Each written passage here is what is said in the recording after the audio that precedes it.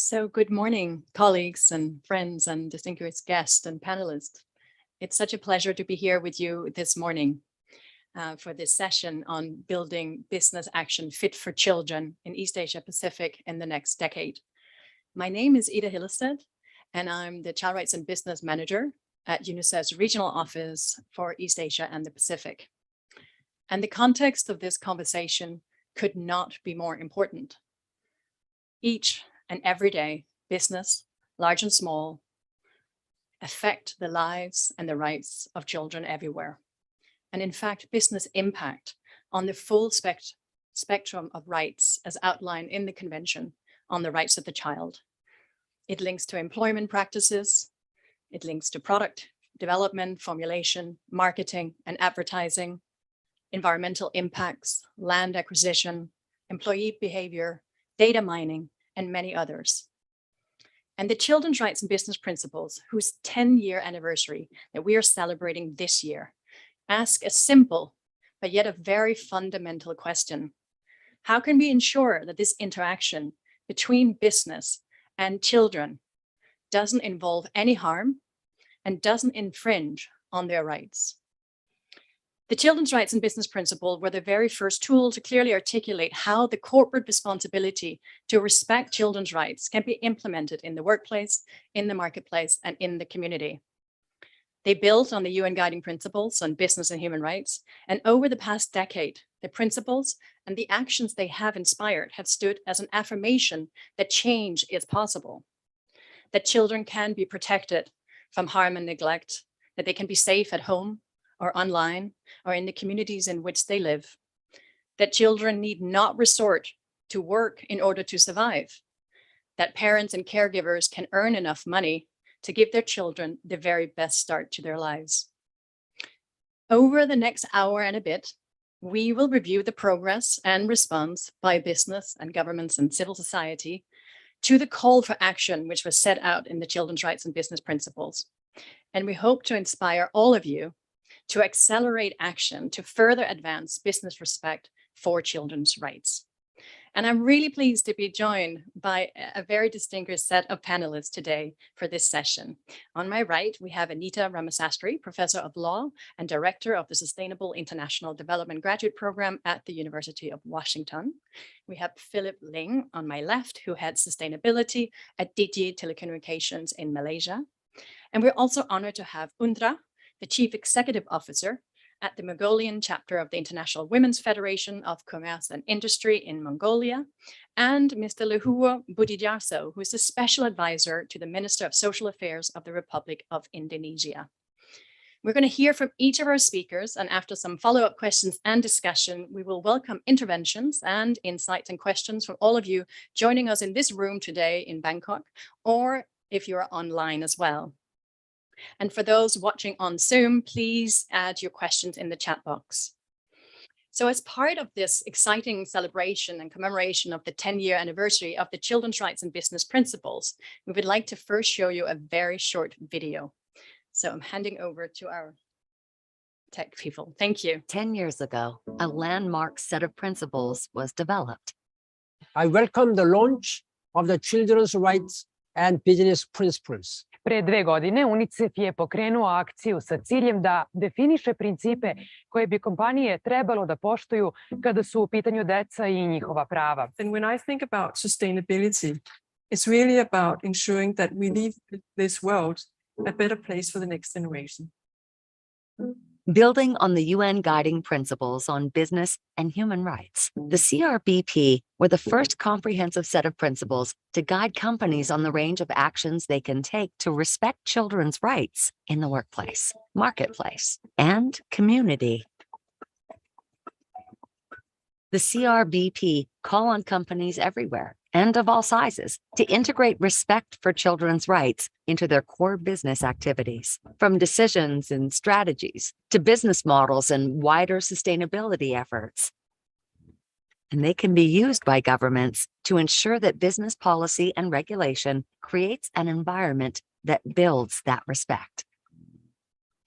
Over the past 10 years, the principles have served as an inspiration for many businesses, regardless of their size, sector, or location. inspiring action in management suites, farms, and factories, and creating change in law, standards, and practice addressing business impact on children. There is much to celebrate, but much more that needs to be done. And we are talking more and more about intergenerational justice. We are creating a very, very difficult world for our children and their children and grandchildren. Achieving sustainable change means holistic action by businesses, investors, and policymakers, with children's rights and children's voices at the center. We need businesses and governments everywhere to play their part. Together, we can make the next 10 years a better decade for every child, everywhere.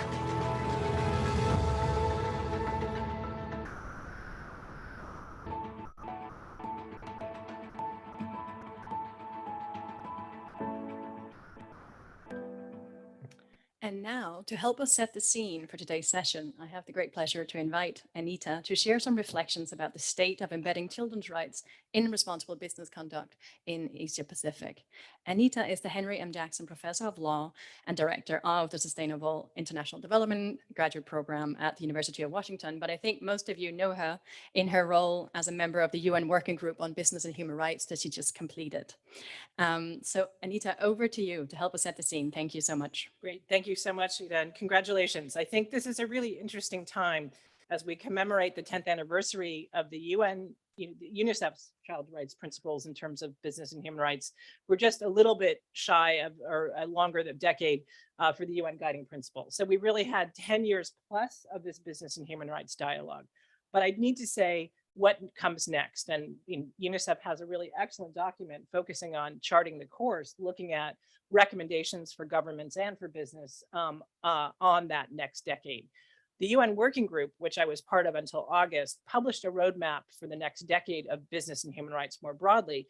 And I have to say that one of the lessons from all of this is that we tend to have siloed children's rights over the previous decade, and we need to do more to really embed it into a larger, more holistic view of business and human rights. Because I would say that the working group, for example, I think we tended to think of child rights as UNICEF's, right? That there was a separate set of principles and that those issues were going to be dealt with by UNICEF. And we need, I think, an integrated approach. So a decade later, I think that's one of the key messages that we all need to take away. How do we think about child rights, not as a secondary issue or a side issue, but a really integral issue? And that's what I'll just share with you in my brief remarks today, is the next decade we call the decade of action.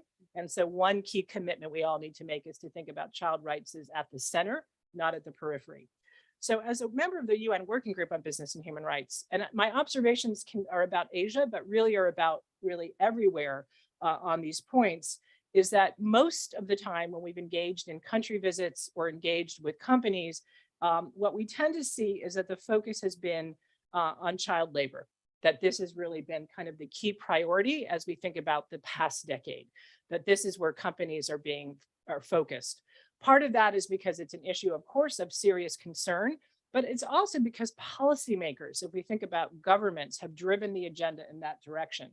So when we look at national action plans on business and human rights, children typically come in when we talk about forced labor, that there's a sort of basket focusing on forced labor, child labor, but that children's rights are not infusing national action plans as they should be. So I think step one is that policymakers need to set the tone by really focusing on a basket of different issues and putting children at the center. So how can we do that? Well, I want to commend UNICEF again on focusing on this idea of family-friendly workplace, right?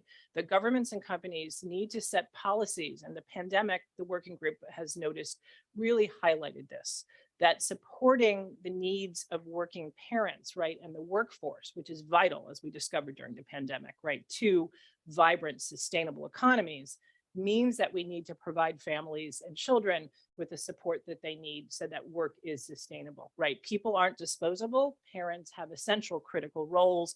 And so we need that. And so I think that's a key message, right? Family friendly. And while we might not call that children's rights, it is children's rights, right? That children have a right to a sustainable and healthy future. And we can't do that if the parents are not able to participate in that. The second is on a focus on land and the environment that we also need to think about as we think about climate, as we think about the future, that child rights are really important. And what does that mean? So my job is to really illustrate that. One is on the right to a healthy environment, right? A new human right that the UN General Assembly has recognized, which is that if we don't have clean air, if we don't have clean waters, if we don't have these things for children, then we're not providing them with a future, but it's really critical to their own development to have that healthy environment. And another example of that as we think about resources is the right to water, right? That is a critical, there are many of these rights that we think of as environmental rights, which are really critical to the development of healthy children. So I would say that land and the environment is very important in the child rights agenda. The third, which again, UNICEF has highlighted is another issue for the next decade, is marketing and advertising, right? When we think about sort of the health and well-being of children, and how, especially in the food and beverage sector, marketing and advertising happens. And it's beyond marketing and advertising. It's really about the fact that policymakers have strong lobbying from these companies around these issues, right? And so in terms of the idea of safe and healthy food and nutrition for our children, we need to really give governments strong tools so that they can actively promote policies that are beneficial to children and families and resist sort of corporate pressure, which exists globally. We can think of, again, sort of unsafe or unhealthy sugar products or not nutritious products, tobacco in the form now of electronic cigarettes and vaping. There are any number of issues, but the working group has just released a report that will be presented to the General Assembly. I led that work with my colleague, who's the current chair, Fernanda, before I left the working group, focusing on, especially in the area of food and nutrition, what are policy tools that can be used so that governments can stand firm on appropriate regulation. Last couple of issues are children defenders. So UNICEF recommends putting children at the center, but not by thinking about what they need, but asking them what they need. And this is really critical. And we tend to think of children as small children, but children is a broad category. And so part of what we need to understand is that stakeholder consultation is about asking children what they need and what they want. And why is that important? They are our future and they are active. As we think about the climate agenda, if we think about issues of innovation and entrepreneurship, the digital space, we need to listen to children. Youth are the greatest, right? There's just, as we look at many of our countries, the majority of the population is young. And so we need their voices. And so we need to put children at the center. The Committee on the Rights of the Child has a whole policy and program around what they call child rights defenders. When we talk about human rights defenders, we often forget children. And I just want to illustrate, I'll give you two names and then you're going to say, oh yes, children are defenders. Malala Yousafzai and Greta Thunberg, right? They are youth, they are defenders. They need our support.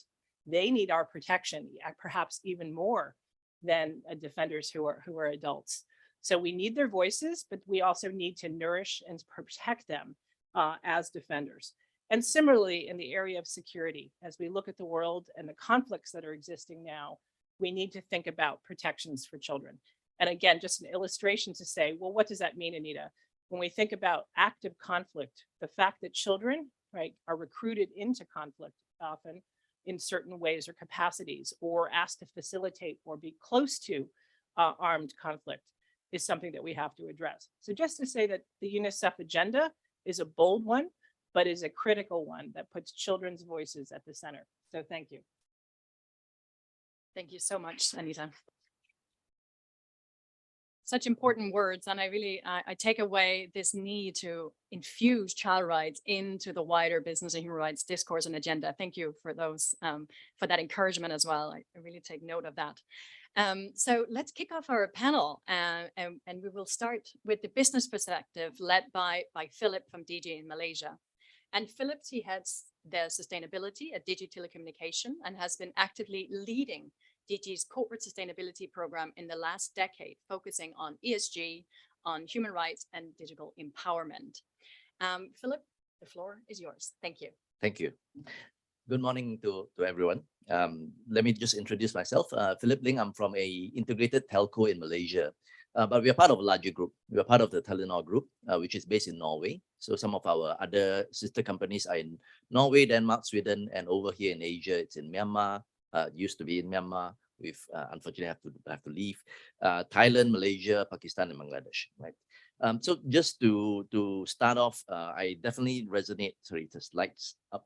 Yeah, you can put up my slides. To resonate with what Anita said, yes, 10 years ago, when we first adopted the UN guiding principles, it was from a risk perspective. That was the first time we talked about children, like we said, forced labor, child labor within the organization. But in the past decade, we've realized that things have changed and how we look at this. If you can just go next on the slide. We realized that there's a lot of opportunities for us to look at it beyond risk, but to look at this as an opportunity. Could you click the slide for me? Thank you. Yeah. So as we build on our due diligence in human rights, we realized that you can actually do a double materiality, right? And one reason, the driving thought for that is that we've realized now a quarter of our customers are actually children, right? And these are people who are driving the business to a certain extent. Children are early adopters of technology, right? So whether you're talking about Fitbit or in the future IoT, they'll be the first ones to try it out, right? And these are the first ones today in the market who will give response to these technologies in the market. So it became very apparent for us that we have to look at children as a group of stakeholders. And in 2017, 2016, we actually started using UNICEF's MOCREA, Mobile Operators Child Rights Self-Impact Assessment. And that kind of opened up a more understanding for us on how, when you talk about looking at young people as stakeholders, what does that mean for us in particular? And as we go ahead, I'll just throw out some examples in our journey. One of the examples, as you can see up here, is data privacy. Now, we realize that a lot of our customers, when they sign up for our products and services, the terms and conditions is always text-based. It's a long document, a few pages, and we realize that none of our young people are reading it, right? And yet this is something that relates to them because they are the ones who's putting a lot of their content, a lot of their personal information through our services on the internet. So we've decided that we need to communicate, example, digital rights to our children using age-appropriate information, whether in infographics, whether in video assets or in audio assets. And we realize that children kind of choose which type of platforms they want to engage with. Next, please. So as we advance this dialogue on human rights, we also realized that a lot of these young people are actually now moving into the workforce. In Malaysia, by 2025, it is estimated that 27% of our workforce will be Generation Z. No longer are we talking about Y. Y is already in the workforce. And we see that Generation Y is actually disrupting the workforce. You've heard from a lot of corporates that it's very hard to retain young talents, right? They stay in your organization 3 years, 4 years. Just as you want to promote them to a managerial level, they go out and strike on their own. Now, this is a discussion that's being taken. Why is it that it's getting harder and harder to retain young talents? And it's again going back to the fact that are you looking at what the values that they're looking for? One term that's very commonly used in the corporate world is a triple bottom line: profit, people, and planet. But we realize that with young people, they're no longer talking about profit, people, and planet. They're talking about progress, people, and planet, right? And as we get a lot of this young people, so one program that we have in our organization is called a CXO apprentice. It is not a management trainee. It's a shadowing program where we get top talents, young people, and they shadow the C-suite in all meetings and in all programs that they go to. They to a certain extent, they have to sign a non-disclosure because sometimes the C-level goes to some high-level meetings and they bring along their protege, right? And these are young people who actively engage with their C-levels, telling them, no, I don't think this works for the next decade. This is not what I'm seeing as a trend. And of course, they bring in different values. They pivot the strategy. They disrupt the way the company thinks. And we find that is actually very refreshing. Because if you don't pivot and disrupt, you will continue to do things the way it has always been done, right? Two more examples. One, of course, we have a 6 months maternity policy for our young people. The thinking behind it has also been very different to what most corporates think. Most corporates will come and say that how can I lose a talent for 6 months? What happens to the portfolio? But the way we've approached it is that if I see a talent, a young talent, which I want to retain, but she is actually now in a bit of dilemma because you're forcing her to choose between inflexible work, career, and family. And if you want to retain that talent, you need to be able to understand what's important for her.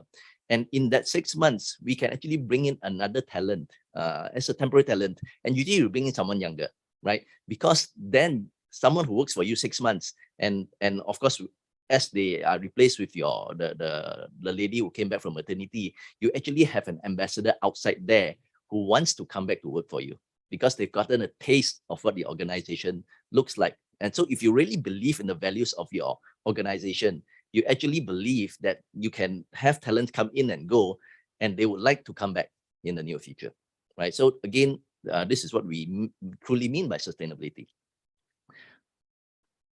Then on the other front, just to again dovetail on what Anita said, asking children what do they want. So in our digital strategy, on digital programs, which is both digital literacy as well as digital safety, we've now done almost annually, if not more than annually, surveys with young people.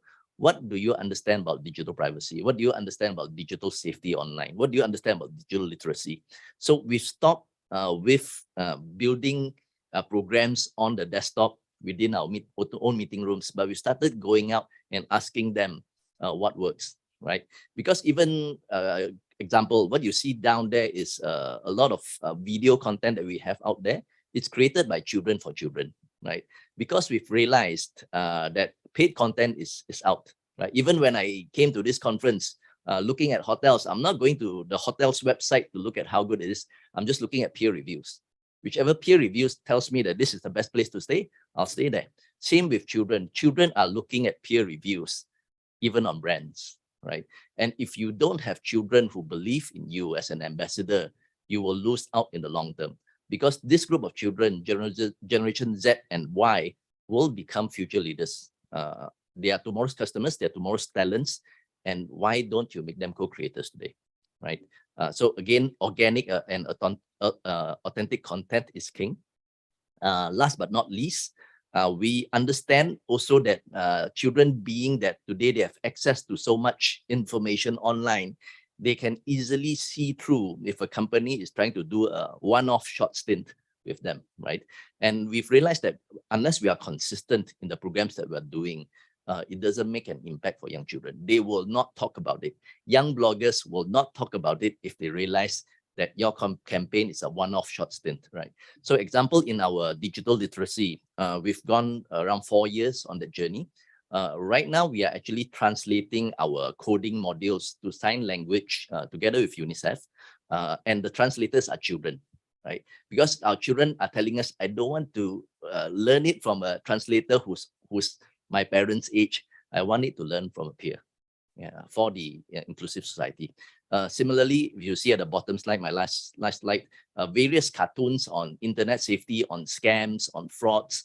And the reason we have to build it in different cartoons and different formats, because we realize that age-appropriate information engages at that level. You cannot expect that I just put out one cartoon and all children from age 3 until 12 is going to watch it. No, they are demanding various content. So no longer are children coming to us. We realize we have to go and meet them and ask them what they want and then deliver it. And then you'll see that it resonates, it comes back. The data that you're looking for, good data, quality data, response comes from them. So I will stop here and then we can discuss more in detail. Thank you. Thank you so much, Philip. And it's wonderful to hear from a company that adopted the children's rights and business principles already 10 years ago, and all the work that you've done to look at the comprehensive range of impacts that DG Business may have on children's rights, cutting across both your core business policies and practices, but also these other impact areas around digital literacy or skills development and so forth. It's very inspiring. And I guess the challenge ahead of us, of course, is to ensure that how do we move beyond these islands of and pockets of really good practice to reach that scale that is needed in order to see real transformation happening. But now I'm handing over to our third speaker. So let's get some perspectives from a business aggregator in the region. And I'm pleased to introduce Ms. Undra, who is the Chief Executive Officer of the Mongolian chapter of the International Women's Federation of Commerce and Industry. And Undra promotes gender and children's rights with business, and she has extensive experience with both the real estate and agricultural sector. Undra, as we celebrate the 10-year anniversary of the Children's Rights and Business Principles, we really welcome your insights on the work of the Women's Federation in making children's rights more visible in mechanisms and measures supporting responsible business conduct in Mongolia. And we look forward to hearing from you. Thank you. Thank you.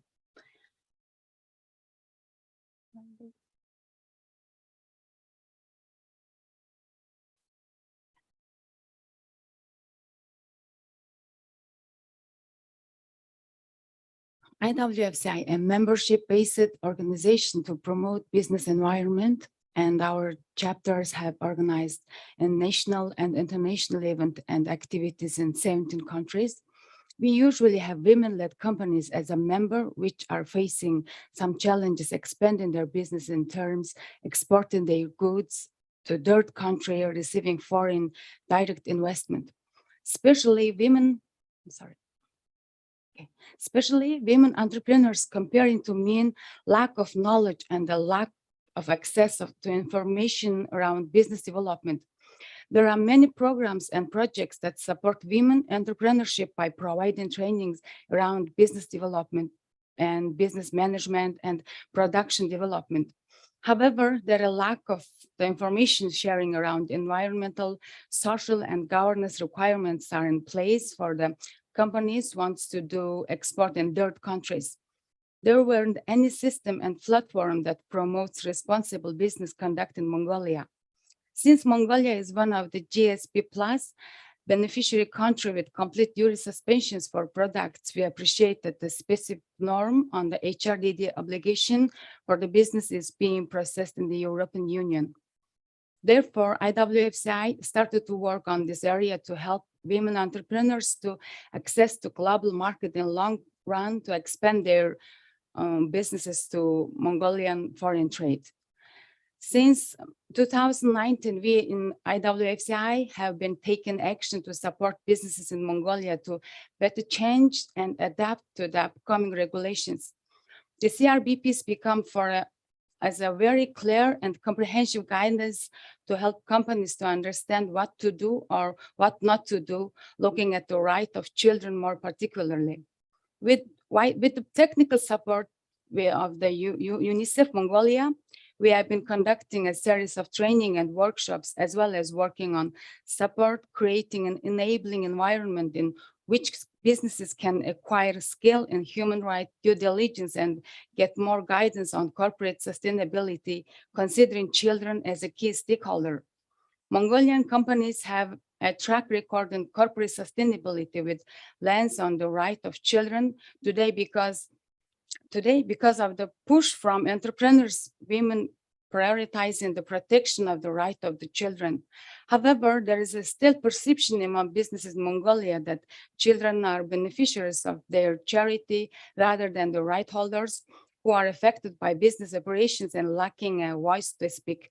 As mother and women, they care a lot about the survival and the well-being children today and tomorrow. That's why it has been urgent for them to start prioritizing business and human rights action by focusing on the CRBPs. IWFCI has been taking three main approaches to promote and protect child rights among private sector. The first, we build awareness across the private sector by providing constant training modules of the CRBP. Secondly, we do policy advocacy to the government together with the government and UNICEF Mongolia. We have been organizing a series of events promoting family-friendly workplace policies, including on-site kindergarten for employers. Thirdly, we are contributing to develop enabling environment where private sector could receive HRDD consistently and services for specialized professionals and firms. In 2022, we have signed a commitment with UNICEF to ensure the child rights are embedded in HRDD process, driven by the IWFCI and service provided by sustainability consultants in Mongolia. We started working with lawyers and developed a HRDD toolkit based on the Mongolian legal system and country's own distinct. The success of this HRDD toolkit, we have included the CRBPs and unpacking them to the workplace with guidance on family-friendly policies such as on-site kindergarten and breastfeeding areas as they become available for companies globally. Since HRDD, we've introduced the country, 3 biggest companies from sectors such as food, pharmaceuticals, and services conducted HRDD against their operation. These companies have more than 2,000 employees and more than 200 suppliers. By the HRDD toolkit, those companies are assessed against their adverse human rights impact that they may cause or contribute to children's rights. Based on the outcome of HRDD, the companies have been working to improve their workplace to make it more family-friendly, as well as to update their regulation and contracts with their suppliers, as well as improving their policy and practices to marketplace in society. The initial results and reflection by the companies are: the first, the companies immediately establish a dedicated department and specialist who oversees sustainable and human rights. Secondly, companies have started working on the improvement of labor rights by reviewing and revising human resource policy and procedures. Particularly, they tend to implement family-friendly policies such providing daycare and kindergarten for their employees' children, establishing breastfeeding room, and improving working conditions of pregnant employees. Thank you. Thank you so much, Ms. Undra, for this presentation. And it's so encouraging to hear all the work that's happened to build the capacity of your members around the integration of child rights into the human rights due diligence processes. So really that infusion that Anita was referring to before is already happening through your members in Mongolia, and particularly with that focus on family-friendly policies. It's great to hear that there's a strong focus on that indirect impact on children through the way that we treat workers who are parents and caregivers. So thank you so much. So last but not least, I have the pleasure to introduce you to Mr. Luhur, who is the Special Advisor to the Minister of Social Affairs of the Republic of Indonesia. Unfortunately, Luhur was unable to travel, so he is joining us now from Indonesia. Luhur is also the former chairman of the Indonesian Association for Child-Friendly Companies, APSI. And in APSI, he supported the launch of the CRBPs also back in 2011 and has since played a critical role in integrating child rights into their certification criteria. Companies in Indonesia are looking into their supply chains, and they're looking at their products and markets to address adverse business impact. So given your role in championing the children's rights and business principles in Indonesia, please tell us more about the role that you see that public institutions can play in putting the legal and institutional frameworks in place to protect and respect and fulfill children's rights. Over to you. Thank you. Thank you, Ida. Indeed, it is a very interesting topic. And speaking of the authorities, how they play the role in adoption of RBP in Indonesia, I would like to share the journey that we as an association have been run through in the last 10 years or so. Our journey started in June, July 2010. Slide, please. Can the administrator help me with the slide? Right to the slide number 2, please.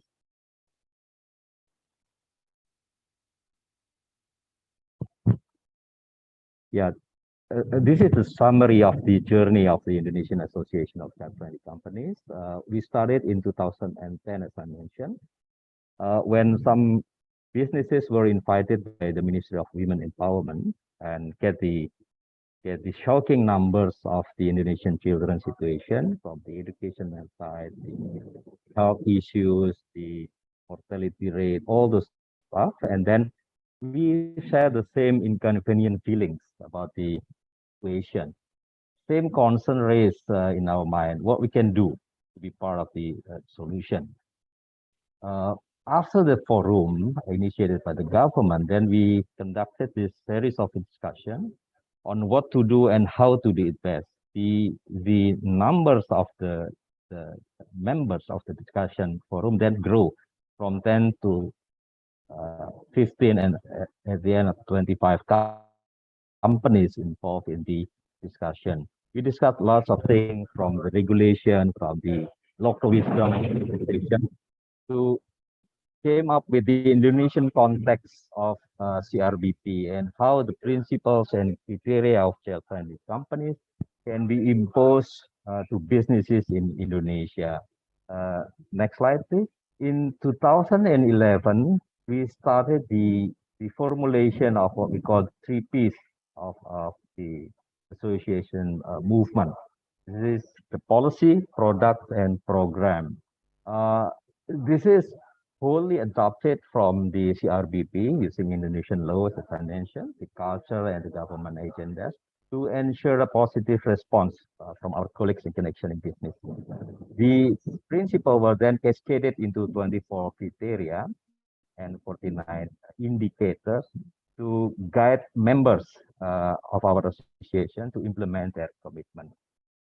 Next slide, please. This is just these examples of how the members of our association implement CRBP in their daily operations. So, and next, please. Yeah. The 5 founding companies then formalized the initiative into a movement. Right now, we have 52 cities as branches all over the nation, with more than 1,000 companies joining the effort to really recognize and respect the child principle, the child rights and in business principles. The movement, however, this is the second aspect of the critical roles of the government. We got significant boost when the lawmakers agreed on underlining Article 72 of the law number 35, 2014, that mandated this 3 Ps. Stipulated by Article 72, companies in Indonesia are to respect and ensure the fulfillment of the rights of the child and their policies, product and programs.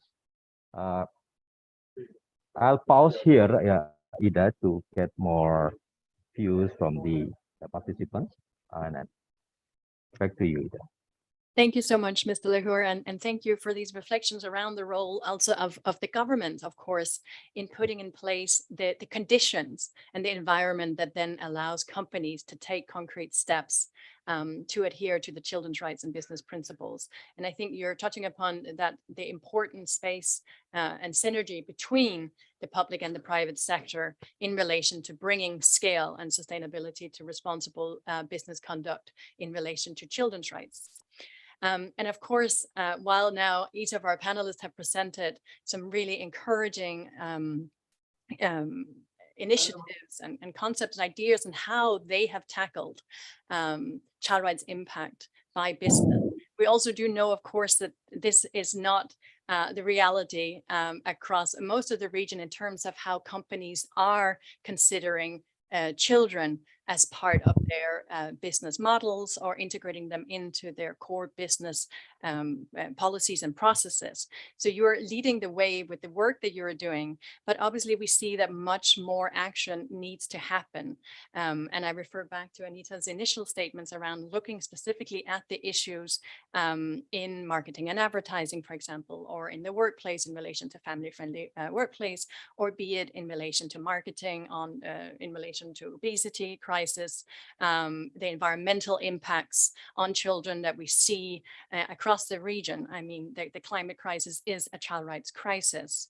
And of course, also that this issue that the conversation too often starts and stops with child labor. We need to move beyond that conversation. But so Luhur, I want to turn back to you. I actually wonder if I could ask you to remove your mask, because I think that will help us better hear your comments if you were in a space where that was possible. And then I wanted to ask you, what are some of the ways that existing mechanisms and measures governing business conduct could become more effective based on your experience? Thank you. Yeah, I'm very sorry I have to put on my mask because of No the problem, no situation problem. where I'm right now. But I hope the comments, my voice is well accepted there. My comment on that is it is indeed to narrow a topic if we're talking about only child labor. In our recognition plan to companies, it is only 1 out of 49 indicators, as I mentioned. We encourage our members to comply with all indicators, including but not limited to the child labor issues. To those who comply, this is the mechanism we have in Indonesia. We give the carrots instead of the sticks. We call this Anugerah Pelangi, or Pelangi stands for Perusahaan Layak Anak Indonesia, Child-Friendly Companies Award. Since 2015, every 2 years, we do the assessment and we give the award to the companies, to the members that comply to these 49 indicators, including the child labor.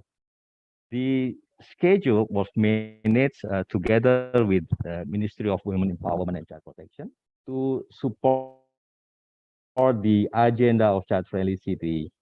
This mechanism, we believe, was effective enough to measure our members from commitment, policy, initiative, and innovation as well. As shown by the slide, I'm not sure if I can go back to slide number 4, please. As shown by some of our members like Unilever, Kidzania, Astra International, this is just to name a few.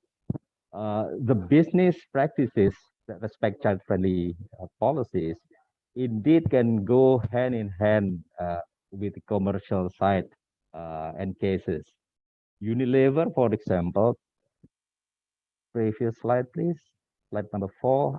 I'm sure I had some pictures of the real action taken by our members.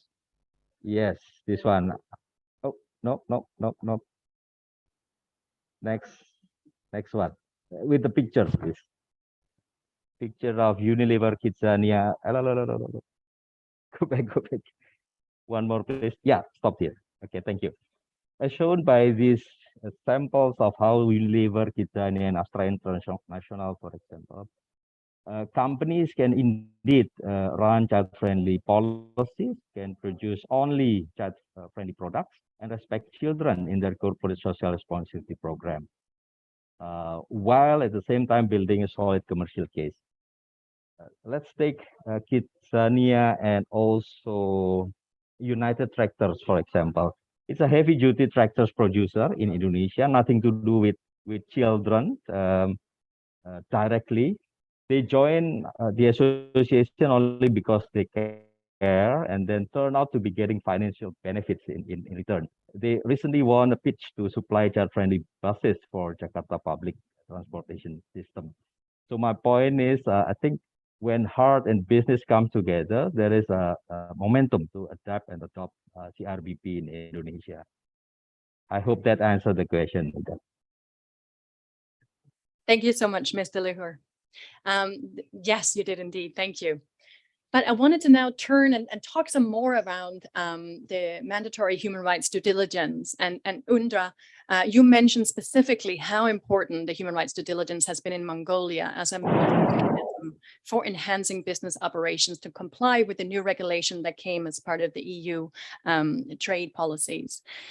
Could you tell us a bit more about what could be done over the next 10 years to see a transformation in the uptake of human rights due diligence in Mongolia? Thank you. Thank you. I think as a business aggregator, we see our role as a promoter, enabler, and champion for private sector who wants to be more responsible and sustainable. And in this regard, we would like to suggest 3 steps needs to be taken forward by the stakeholders to see the results in 10 years. Government needs to communicate with the private sector about what are expectations from the European Union and other recipients countries, investors and consumers in terms of HRDD and the compliance. And also the government needs to adapt the NAP as soon as possible, by which mandatory HRDD integrated child rights is regulated. And government, as the biggest buyer of goods in the country, should regulate the mandatory HRDD for their venture companies of the state procurement. Government also should regulate that companies who are the issuing IPO and at the stock market in Mongolia, HRDD is required for all companies. If legal and policy environment is clear and international expectations are clearly communicated by the government, CSO is like our organization will continue to work on the development of enabling environment in which companies could access to up-to-date information, tools, guidance, and service around HRDD, ESG, and SDG. As we work closely with women parliament members in Mongolia on this issue of women entrepreneurs, we also continue to advocate and lobby for effective development and implementation of NAP of Mongolia. Thank you. Thank you so much, Ms. Andra. And thank you so much for reminding us of this importance of the national action plans. I know this has been a hot topic over the last few days here at the forum as well. And there's no going about it that that's something that we're all looking for as an important part to see the implementation of the UN guiding principles on business and human rights really gets translated into concrete action on the ground. And so, Philip, I turn to you because I think it'd be great to hear more from you from that corporate perspective in terms of some of those tension points between, or it's not necessarily a tension point, but the voluntary measures versus mandatory human rights due diligence and how DG is positioning itself in that space. Over to you. Thank you. Thank you. So currently for us, human rights due diligence is still voluntary, right? So how we see it, because when you put something as mandatory and voluntary, there are pros and cons in both, and we always don't want to throw out the baby with the bathwater, right? So when you put in mandatory, then it could go to damage control aspect. You can see it again, it then parks itself again under risk management, right? But if you put it as voluntary, there's opportunities for companies to then start thinking about what are our stakeholders asking for. Is there an opportunity here for us to advocate this, to champion this? So there are benefits we see in both, whether make it, again, it's very hard to define human rights in this era. I think I was at a conference last week where we were talking about Internet of Dolls, right? Where we're looking at artificial intelligence and machine learning in dolls, right? And of course, that's a human rights issue that hasn't been discussed yet. So while certain issues are very pertinent and glaringly that you need it to be mandatory so that you can achieve scale throughout the industry, the breadth. But again, there are certain issues where voluntary allows you to go deep, the depth, and to have more dialogues and more honest dialogues. Because once you made it mandatory, sometimes it's hard to have honest dialogues around certain issues when it comes to human rights. Thank you. Yes, we indeed need a smart mix of both the voluntary measures, but also those legislatory reforms that will drive a change in business action as it relates to respecting children's rights in the workplace, in the marketplace, in the community, and the environment.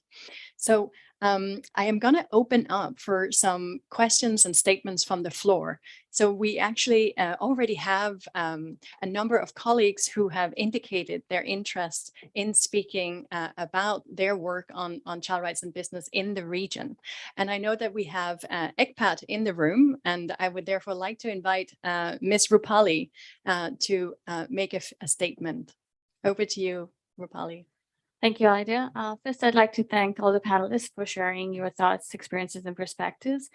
And of course, reiterating and reinforcing the message that children and youth are central and need to be central to all conversations regarding decisions, processes, and policies, reflecting them and relating to them. Especially now, given that we've seen greater activism from children and youth. We are living in an increasingly digital world, and with the pandemic, there are competing priorities. It is quite critical that we have to maintain this balance between addressing all these concerns and development and progress, but not at the cost of children and the protection of children. And so therefore, it does call for greater collaboration among all the stakeholders to ensure that communities are not exploited, caregivers are supported, and children are better protected. And that child participation is not a good to have, but it means that it should be meaningfully engaged with.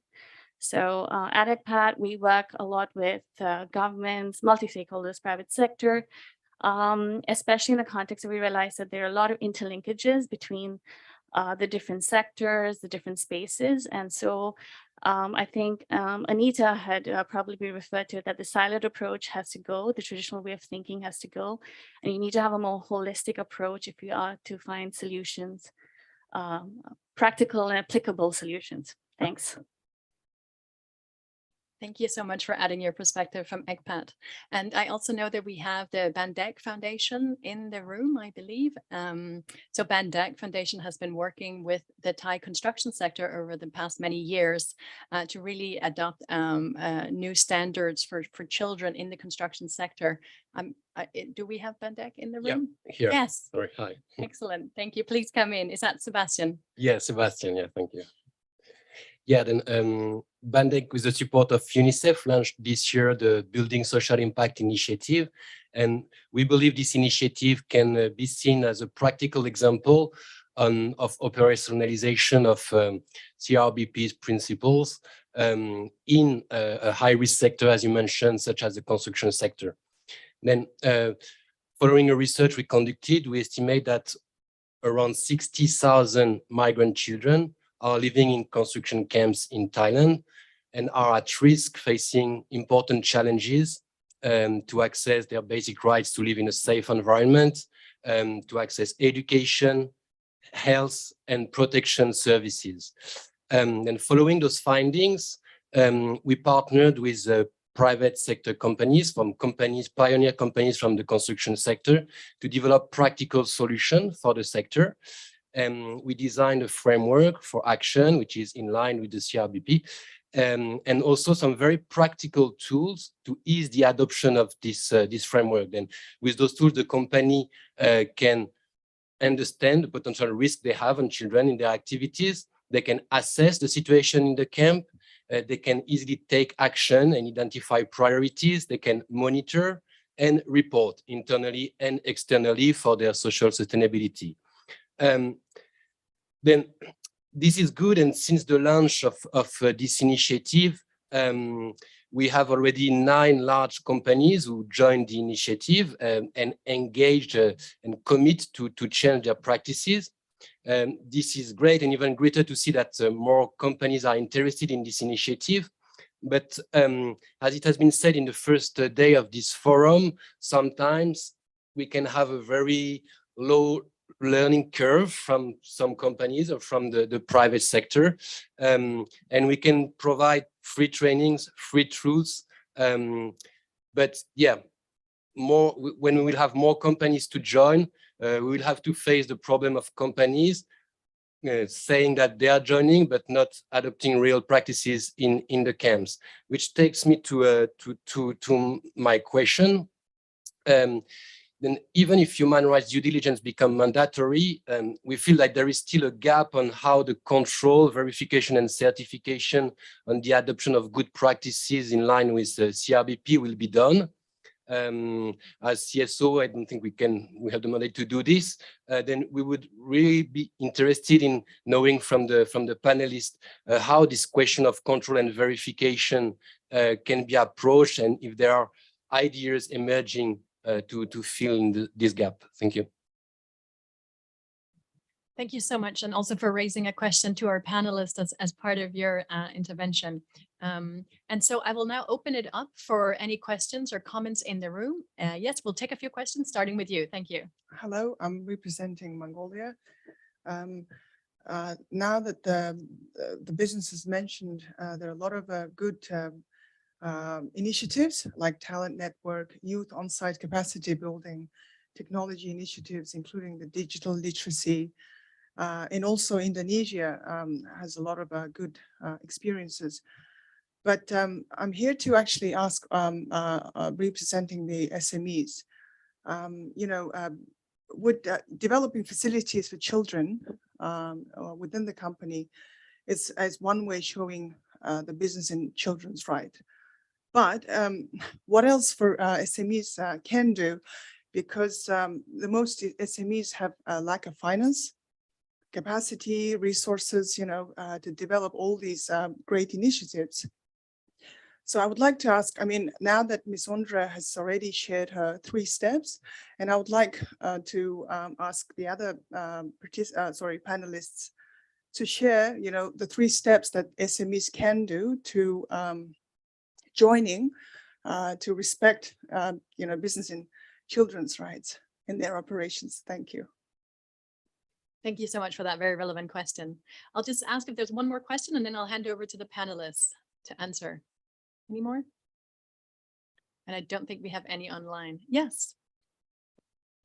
Hi, thanks, Ida. Just a quick question. Anita, I loved your infusing language at the beginning. Maybe we could just come back to that and any other practical examples you think going forward that you could leave us with around how to infuse child rights.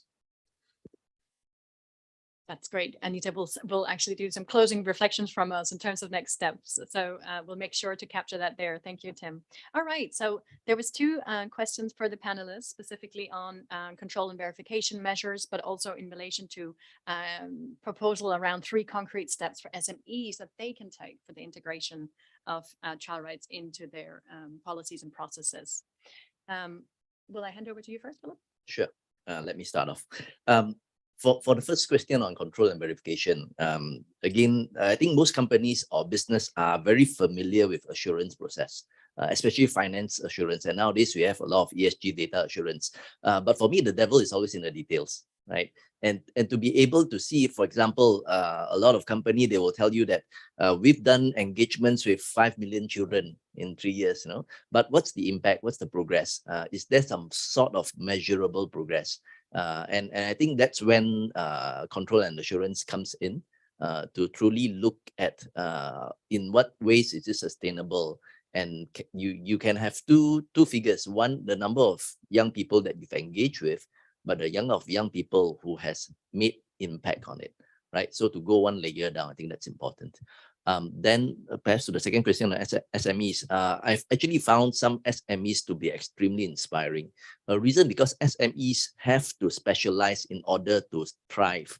There are certain SMEs in Malaysia because their business model is mainly example with UK or US or with certain countries.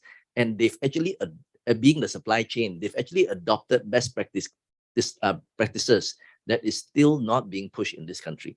And we actually learn from these SMEs. These are the type of requirements by leading companies in the world. And it's something that sometimes we kind of reverse engineer in the sense that we've tried to incorporate what we've learned from these SMEs into our organization. So SMEs have to be able to bring out that value by their specialization and what they found as their main point of differentiation. Thank you, Philip. And I wonder, should I turn to Mr. Luhur online? So make sure Sure. you too. Thank you. Yeah, I think these 2 questions are very relevant to Indonesian case as well.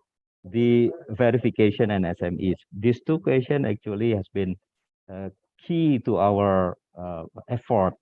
And in the beginning, we were also struggling with the issues. Later on, then we created a tool as simple as possible, also with guidance and also the key indicators to be followed by our members. I know 49 indicators seems to be very complicated, but in fact, it comes with a checklist. So even SMEs, and most of our members are SMEs for your information, they just need to follow the checklist. It's pretty much like doing an ISO self-assessment process for the operation. For example, we have some SMEs in culinary business as well.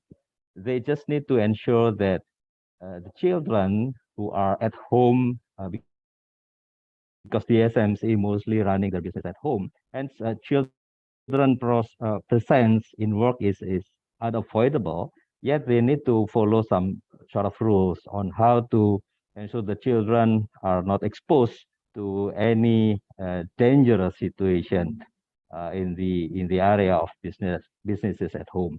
The principles also apply to different type of industries, sizes, areas as well. So if we were to start the 3 steps, I would recommend our members to start with the policy. Child labor is one. Lactation room is another thing. And yes, big companies have the advantages to comply that easily, and SME is in a completely different landscape. But there are things from policy perspective that can be done easily and followed by the SME as well. The product, as I mentioned, there are companies from SME in ready-to-drink industry, for example, that have been reducing the number of sugar just to ensure the product is more healthy to children. That's another example. And also at the end is the program, the step 3, which is we only encourage the companies to because CSR in Indonesia context is a must. It is regulated also by law. So all companies, including the SME, had to have a program to support the corporate social responsibility, while at the same time we infuse or impose the children perspective into the CSR. That's pretty much the tips from our journey, Ida. Thanks. Thank you, Mr. Luhur.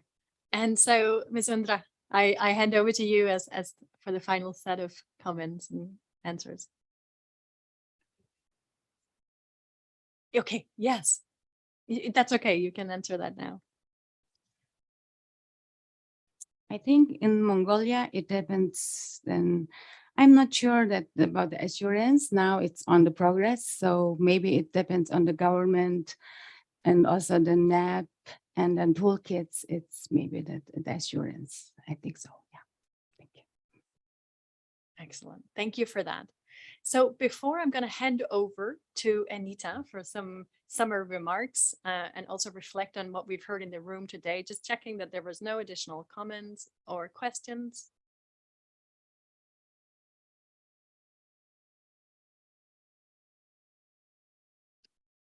Sorry, we have one more question coming from the participants. The question is, what are some practical steps that can be taken to highlight children as a key stakeholder for businesses that may not see children as key? It's an open question for the panel. Thank you. Yeah, Philip, you want to start us off with some practical steps a company can take to start thinking about children as a stakeholder, even if they're not considering children as a stakeholder? I think, especially in the digital space, every industry is now moving in a digital age, right? And you're adopting solutions and you're looking for more ways to crisscross across industries for synergy. And I think sometimes to just allow that industry to realize that without looking at children as a stakeholder, you're actually losing out on a very valuable data input stream, right? Children who are always exploring and trying out new things, right? And because of the interest level, they are able to move from one to another very quickly, right? So most companies love to do pilot testing, right? Pilot testing tells me whether it's something that I should invest in or something I should shy away, right? And companies who are not looking at children as a huge stakeholder, who in many sense today influence their parents, right? Most of us learn about new platforms and new apps from our children, right? And if you want to reach your stakeholder today who is an aging generation, and you're not looking at the next generation to begin that dialogue, you will probably lose out in the long run, right? So I think having those conversations with leaders of the company would help them understand why this is so important. Thank you. Excellent. Thank you for that, Philip. Undra or Mr. Luhar, would you want to make any additional comment? No? Yes. Mr. Luhar, do you have any additional comments? Yeah, if I were to give sort of practical tips for the audience on the key areas of of creating a relevance to businesses, I would suggest that these two things, children's rights and business principle, is definitely not to be polarized. It can go hand in hand. In fact, we have members who have children as market, so they do understand that the voice of children, pretty much like what PG said, is pretty critical to their product development, their market development as well. On the other side, we have to also understand that caregivers, which is the employees, are also the key factors that is important. Our employees are the caregivers of the children. So in the area of human resources development, it is very critical to increase the loyalty of our employees by having favorable policies for them to stay with us, to be loyal to a company. On the other hand, the compliance is also an issue that is also, I found it very interesting and relevant to our members as well. So when the government introduced law number 35 in 2014, the movement of 3Ps in Indonesia got significant boost, as I mentioned. So the numbers we achieved, more than 1,000, was practically in the last 5-6 years after the lawmakers passed the law number 35. That's probably the tips. Thank you, Ida. Thank you so much. And on those notes, I would now like to invite Anita to make some final reflection based on what you've heard here today, and also in terms of how you started out setting the scene for today's session about what are at our disposal in terms of taking forward this agenda and be even bolder than we already are. Great, thank you. And I have to say thank you for an excellent panel, because we see it's possible. We've gotten really 3 very different, but I think compelling presentations. So a few things. I do want to address assurance first and some general reflections on that. Assurance is never going to be perfect. And right now we're in a very information vacuum, right? In terms of actually trying to do verification of human rights due diligence well. So what does that mean? What it means is for companies and for civil society and for everybody that you need multiple data points to always really benchmark a company. So that means looking at the company's own policies, looking at external benchmarks, looking at what verification or assurance companies or consultants are saying. But frankly, what you need always is civil society and stakeholders to be the watchdog and a channel back to the company or to the business association or initiative, because ultimately they will be the real safeguard. So that means partnership in the area of children's rights with key stakeholders and CSOs in key regions where a business operates, because they will, if they know that they can be the eyes and ears, even though that's not a perfect safeguard, it's an important channel of communication. So that's, I think, the best piece of the solution. But back to what can be done in terms of this integration, right? I was part of the UN working group, we have UNICEF, we work closely together, but we didn't integrate our documentation as well as we should. So governments and policymakers, national action plans need to infuse the national action plans with recommendations and key priorities and key commitments from government around children's rights. And this is, I think, the starting point, is that the National Action Plan identifies priority areas, provides some ideas for where companies should move and how they can do it.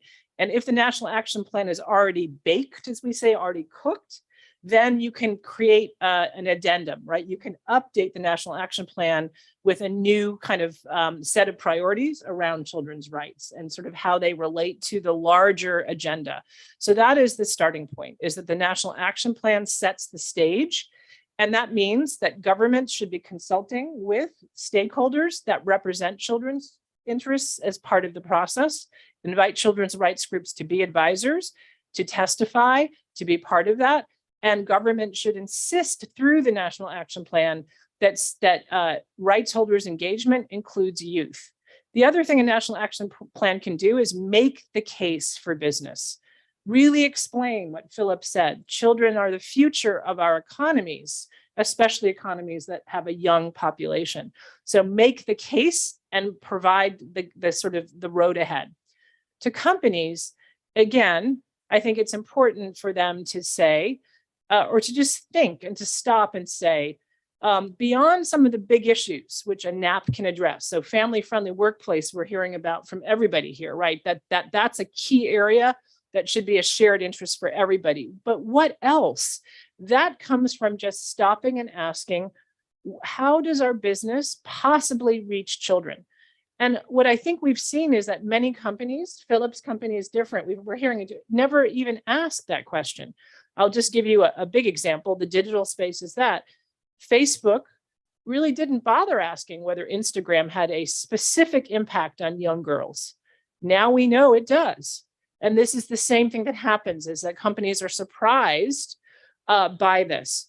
So for any business, a small SME, it's just sitting and having that first conversation, not only in the company, but with youth of, do you use our product or service? And then starting to think whether it's a food product that you're marketing, whether it's a digital project that you're marketing, whether you're a construction company and you're actually working to build spaces for refugees and migrants, how is that space impacting youth and children? And once you ask that question, then the due diligence that follows becomes simpler. So I just want to emphasize for companies, it shouldn't be that difficult. It's simply saying, oh, are there impacts on children? It's asking the question. And frankly, we haven't asked the question. And so that's what UNICEF is reminding us to do. And then finally, last piece, we haven't talked a lot about access to remedy.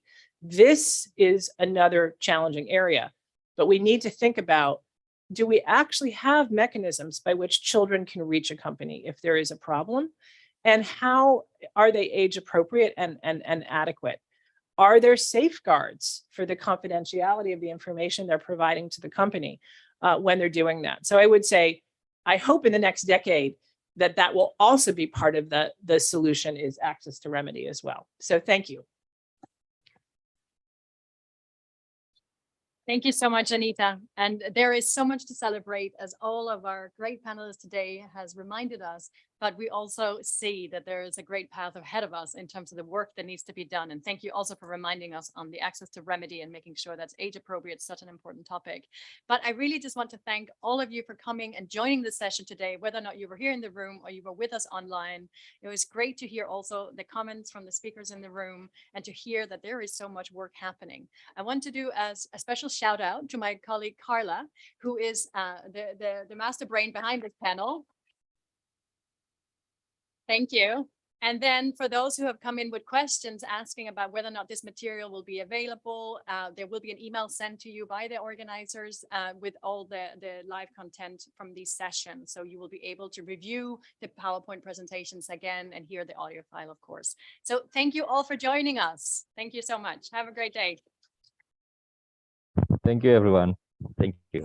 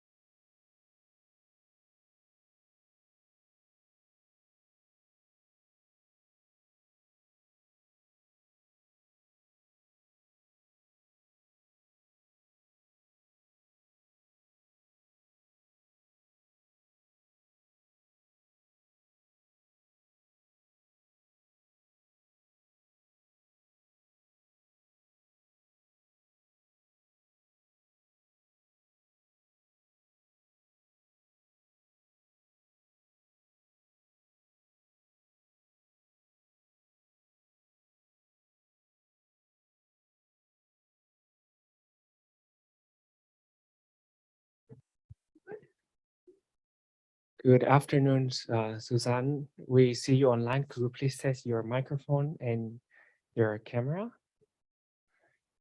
Could you please unmute yourself?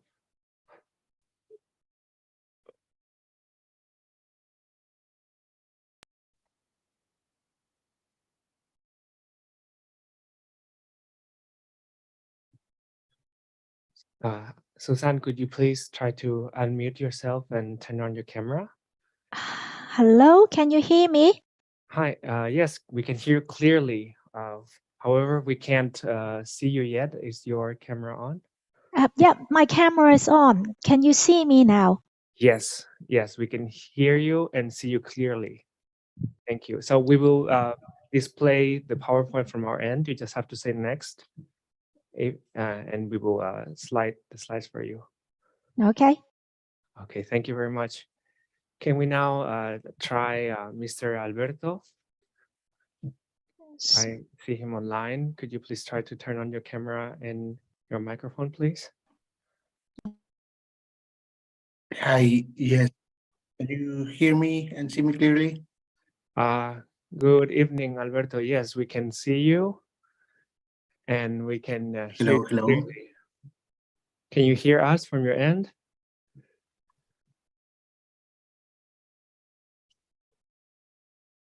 Alberto, can you hear us from your end?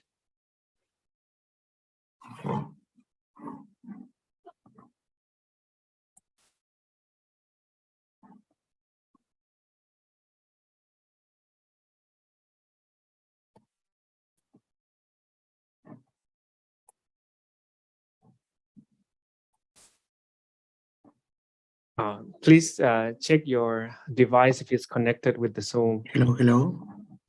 Hi, can you hear us now? Can you hear us from your end?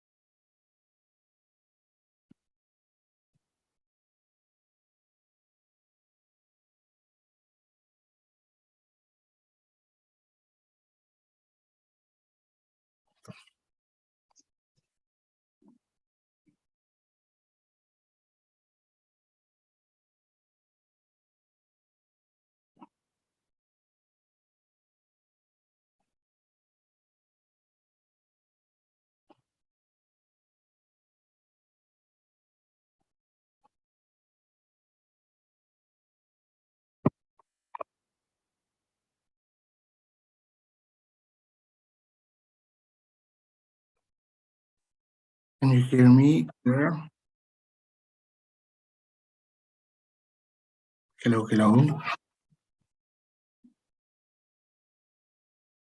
Hello, we can hear you. Mr. Alberto, can you hear us? Yeah, now I can hear you. Okay, thanks. No problem.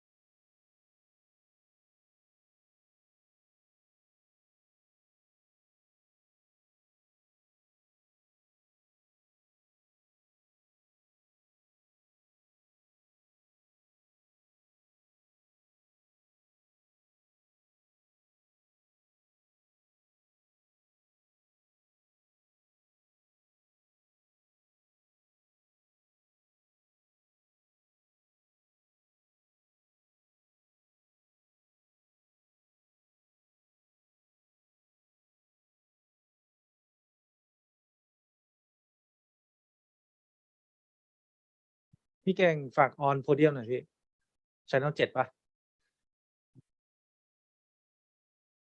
Hello, test 1 2.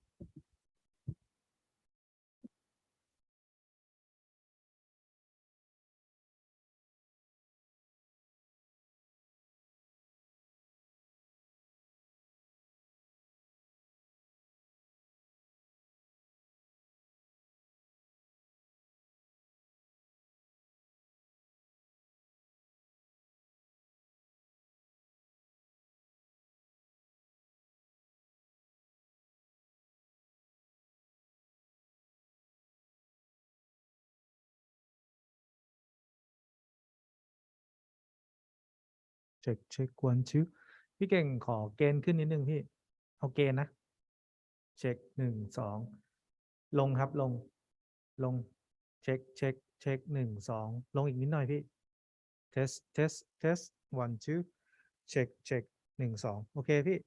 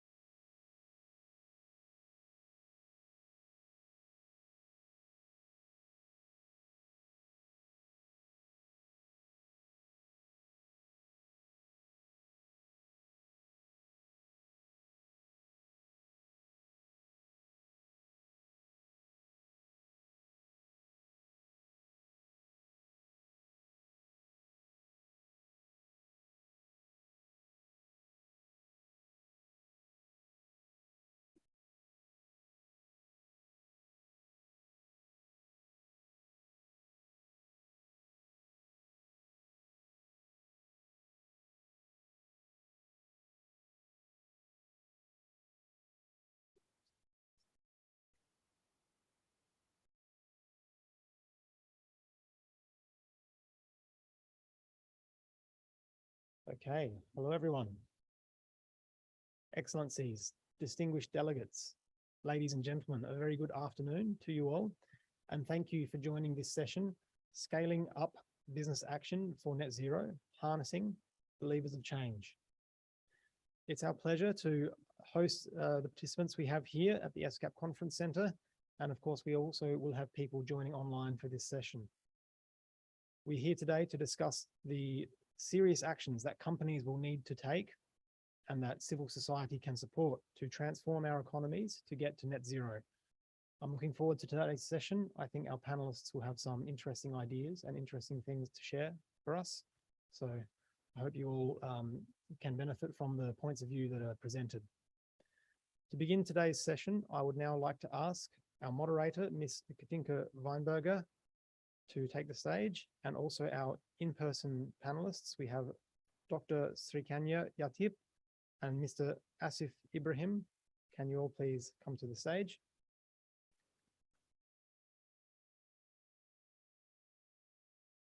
Thank you. So our moderator today will be from ESCAP's Environment and Development Division. I would like now to invite Ms. Katinka Weinberger, please, to take the floor.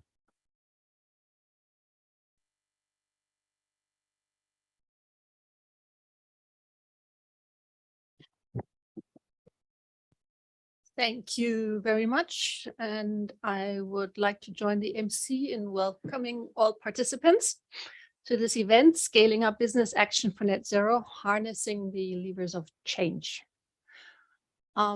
To kind of set the stage, I think you will all agree with me that the impacts of climate change are now felt in every region, and the impacts are really dramatic. They will require drastic action and really deep reductions in greenhouse gas emissions. And these reductions are required across sectors and across regions.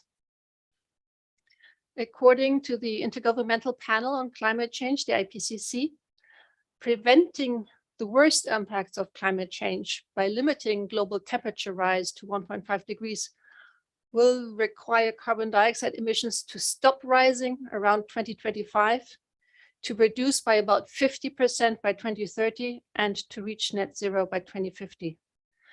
And 2025, the first of those benchmarks, is really just 3 years away. It's just around the corner. So to achieve this, we really need all hands on deck. There is no question about that. We have to achieve dramatic reductions in greenhouse gas emissions in all sectors. And this relates to how energy is generated and how it's used. It relates to how goods and services are produced. It relates to how they're being transported, how transport operates, how buildings are built, heated and cooled, especially in this region. And we also need to see far-reaching changes in the industrial processes, especially in hard-to-abate sectors like cement, steel, and chemicals. So against this backdrop, this session will discuss how the drastic cuts that are really needed in emissions can be achieved. And we have some representatives of different sectors here today that we hope to engage in a discussion on the policy and the regulatory environment that will be needed to drive the transformations that we need, the tools also that are required to make faster progress, and how commitment-based initiatives, such as the Science-Based Target Initiative, can help to drive change. And in doing that, we'll take a view across supply chains. And I'm really very pleased that we have 4 very distinguished panelists here with me today. 2 of them are online and 2 of them are in the room. Asif Ibrahim, Suzanne Chong, Dr. Srikanya Yatip, and Alberto Carrillo Pineda. And I have a couple of questions for each of you. In addition, I would just like to encourage all of our participants online and those here in the room to also raise questions. I do think that the program allows for enough time for interaction towards the end. So to get ourselves started, I would like to ask Mr. Asif Ibrahim to come in first. Mr. Asif Ibrahim is the Vice Chairman of the New Age Industries. He's the former President of the Dhaka Chamber of Commerce and Industry, and also an Executive Council member of UNESCO's Sustainable Business Network, ESBN. So, Asif, as we just heard, emission reductions are needed not only at the organizational level, but really across the entire supply chains. And as companies race to decarbonize their operations, a key challenge facing the private sector is how to decarbonize supply chains and Scope 3 emissions. Given your experience in the textile and the garment sector, what are some of the factors that are driving the decarbonization of supply chains, and what are some of the challenges? Over to you. Thank you, moderator. First of all, let me just give you one good example of how the factory itself or the organization itself in Bangladesh in the textile sector are being proactive. We have the most number of LEED certified green factories in Bangladesh. We have 53 platinum LEED certified. We have 105 gold, and then 10 silver and 4 which are in the process of certification, and 550 plus are in the pipeline. And now in terms of the supply chain, which is most important, because if you want to address the issue of scope 3 emissions, it is important that we have the awareness created amongst the raw material suppliers of our industry. That also involves goods transport to sites, business travel also, then employee commuting, waste management. These are all part of the efforts that we need to address for upstream scope 3 emissions. And we can take proper action for decarbonization if we address them.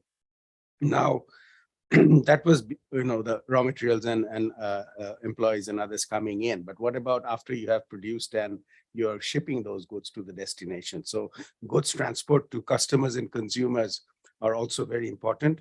And there also we must look at the downstream scope 3 emission, how we can address that. The main contributions of organizations that they could make to lower their emission and improve their material mix, for example, in the textile sector, is through greater use of recycled fiber, which we do not do enough.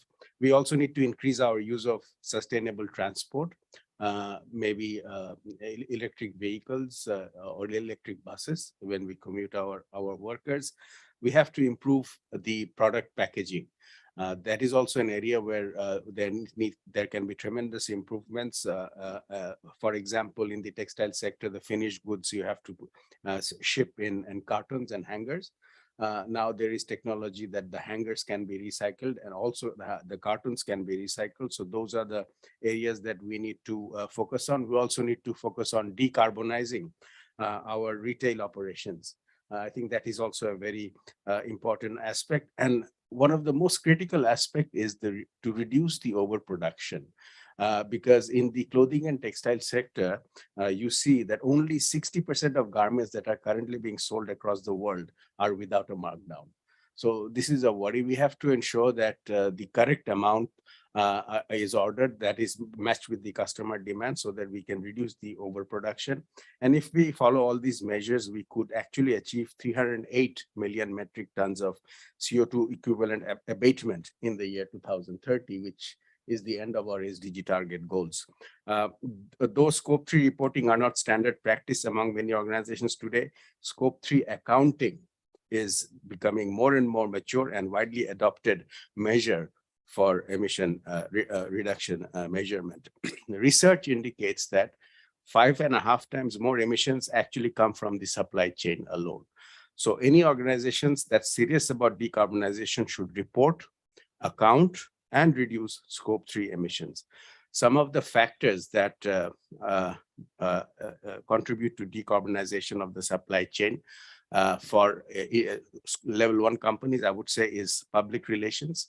There needs to be more awareness about doing the right thing with regards to the supply chain, minimizing bad publicity so that the damage to the main company is limited. There has to be effort on savings, efficiency, and cost cutting. There has to be an effort for having a competitive advantage and market positioning through differentiation. And that differentiation can be how the company manages its supply chain. For example, Gucci is a company that is actually working on financing the supply chain so that the SME supply chain, so that they can improve their sustainability in operation. So more and more companies, if they invest in the supply chain, having finance made accessible to them, we know that there are many of these funds like the GCF, which are available. If these companies can tag those funds with their supply chain, the supply chain can itself become, try and make an effort to become carbon neutral. Apart from that, I think, right now, other issues that they can work at is to have a consensus and demonstration of best practices. Some of the good examples that are there that can be scaled up amongst the countries through the business chambers and associations, more and more workshop and conferences for awareness dissemination. And also, I think one needs to address the issue of risk.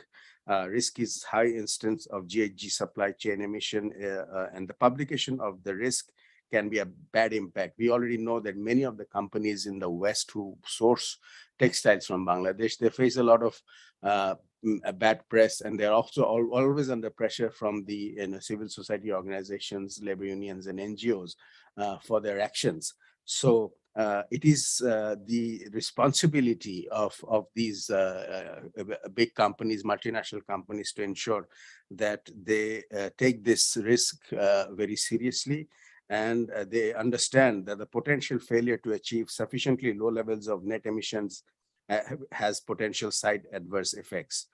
So the risk should also act like a driver for these companies to decarbonize their supply chain. Thank you.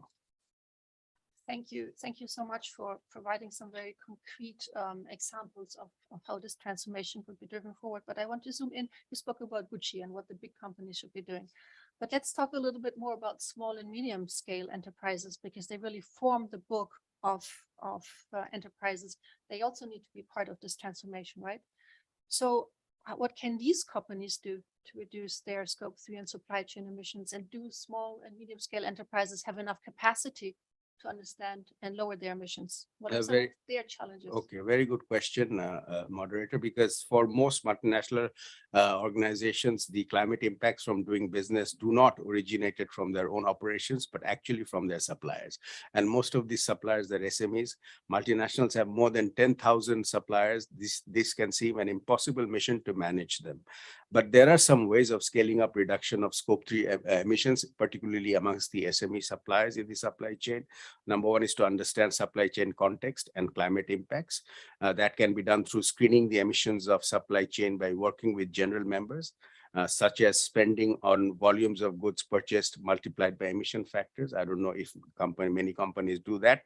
This can help to create a general understanding of the supply chain carbon footprint. It will also help to identify the suppliers with the largest carbon exposure. Number two is through engaging with stakeholders. Setting a target goes hand in hand with setting a strategy for involving partners. So by creating dialogues around sustainability, we can create mutual benefits for collaborating organizations. And buying companies can provide financial support, as I mentioned, the Gucci example, resources or information to help suppliers meet their goals. We can encourage the supply chain for increasing their efficiency and reducing waste.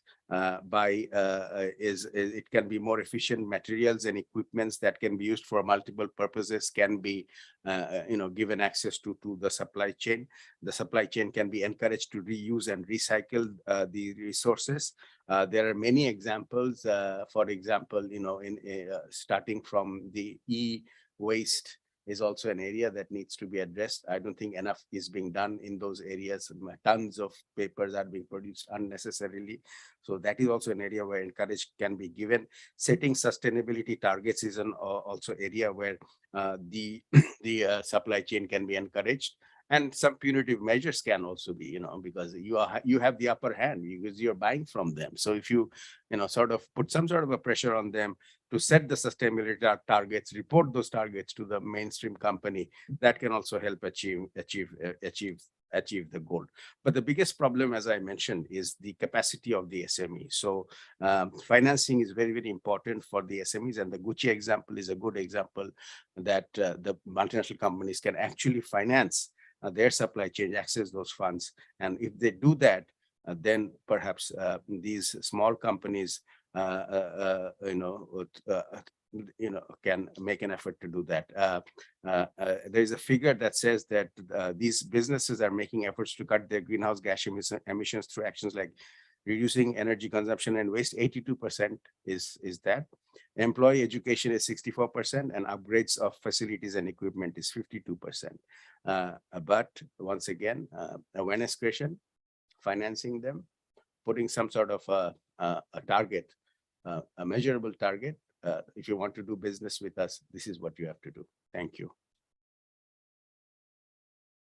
Thank you so much, Asif. I think you really set the stage very nicely and provided us with this perspective. And from the perspective of small and medium scale enterprises, now let's go to the multinationals. I have a speaker online from the private sector, Ms. Suzanne Chung, who's joining from Hong Kong. And I just check that there she is, exactly. Then is a corporate member of the Hong Kong Institute of Environmental Impact Assessment and the Hong Kong Institute of Qualified Environmental Professionals, and has over 12 years in senior positions across NGOs in the private sector, covering areas such as waste management, green purchasing, environmentally preferable products, as well as climate change. And she's currently the head of public affairs, communications, and sustainability at Swire Coca-Cola Hong Kong, where she's leading the Swire Coca-Cola Hong Kong sustainability strategy and initiatives on the planet, product, and people. So let's hear from you. And what I would like to ask you to address is, firstly, it is evident that meeting the goals of the Paris Climate Agreement really requires a coordinated effort from all sectors, including the private sector, to scale up ambition and action. And I think we can say that the private sector is responding.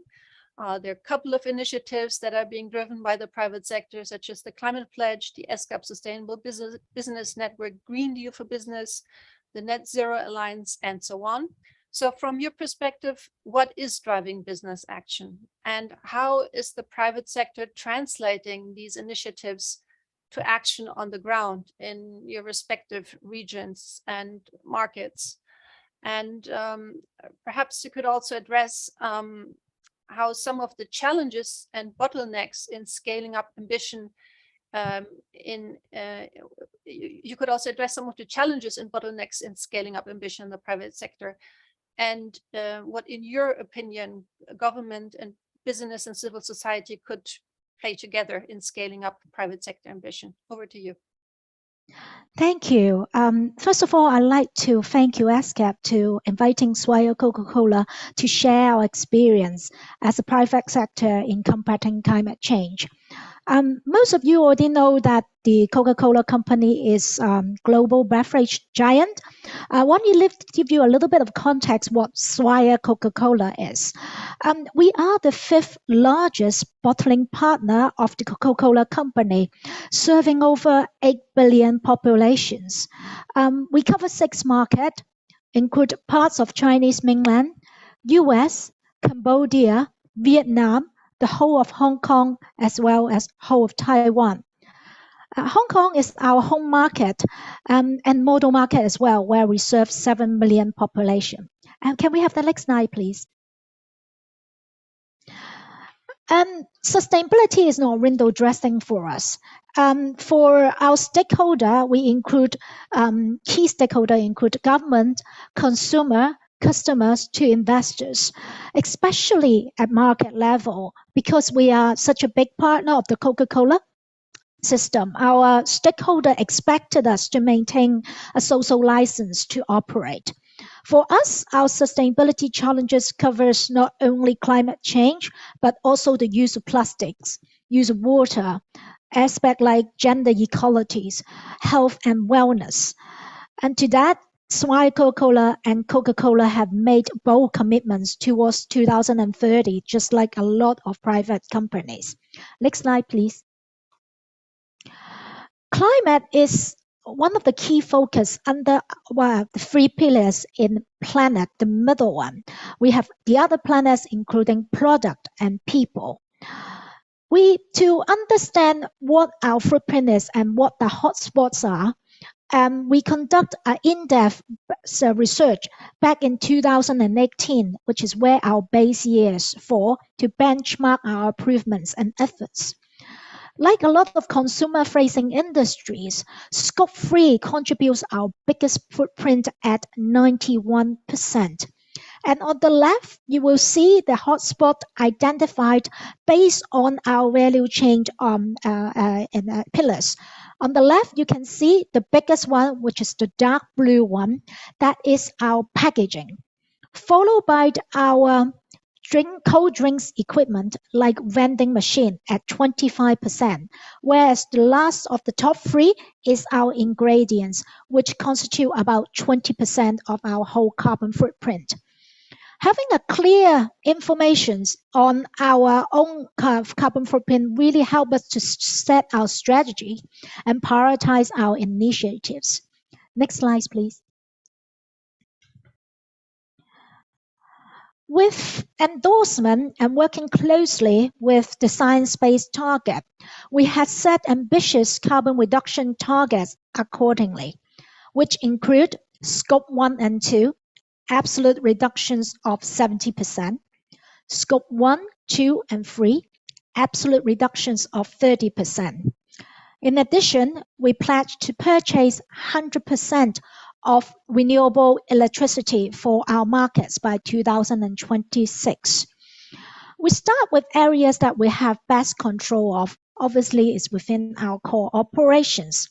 Apart from working on energy efficiency, which is the top bottom left corner, we've identified 3 areas that we have to work very closely with to reduce our carbon footprint. That include compressed air and chilling, which is a very big part of our operation, P-form manufacturing, which is blowing of our bottles, plastic bottles in particular, and fueling operations.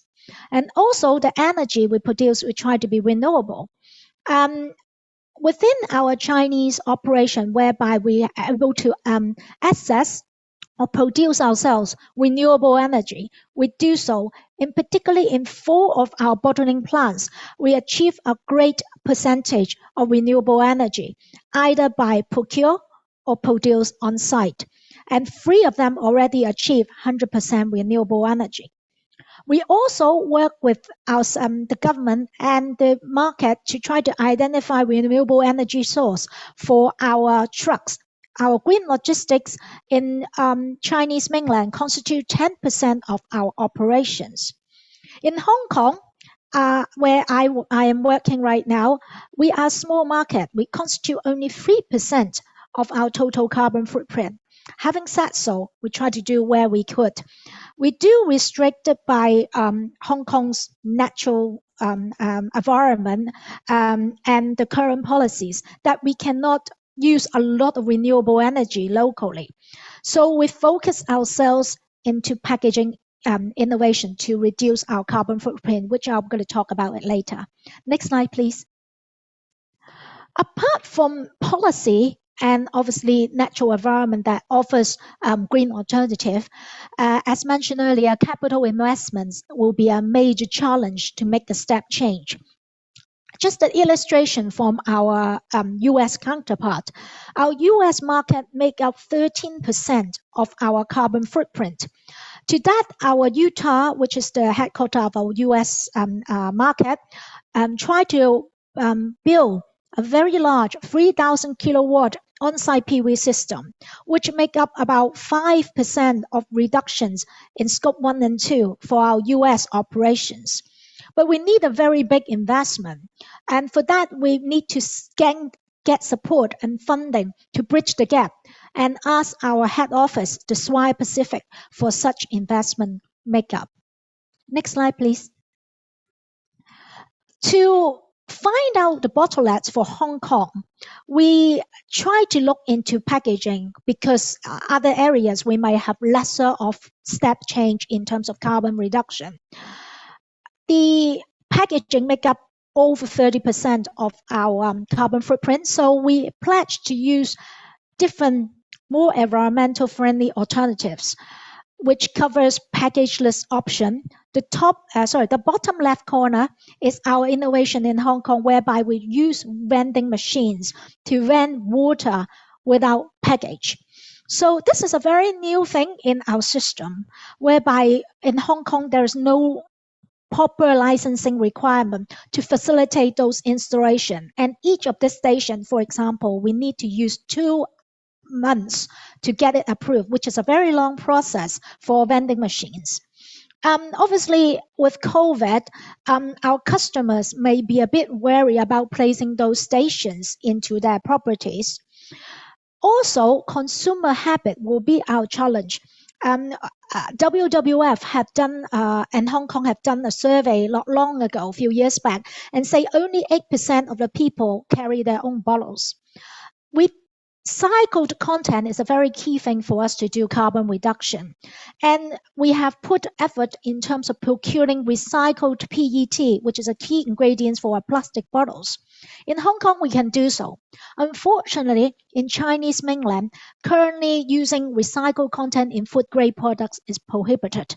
We'd like to see then there will be a breakthrough in future. Also, recycled plastic had a much higher cost differences compared to virgin plastic right now. So at the moment in Hong Kong, there is no sort of financing initiative for manufacturers like us to compensate the cost differences.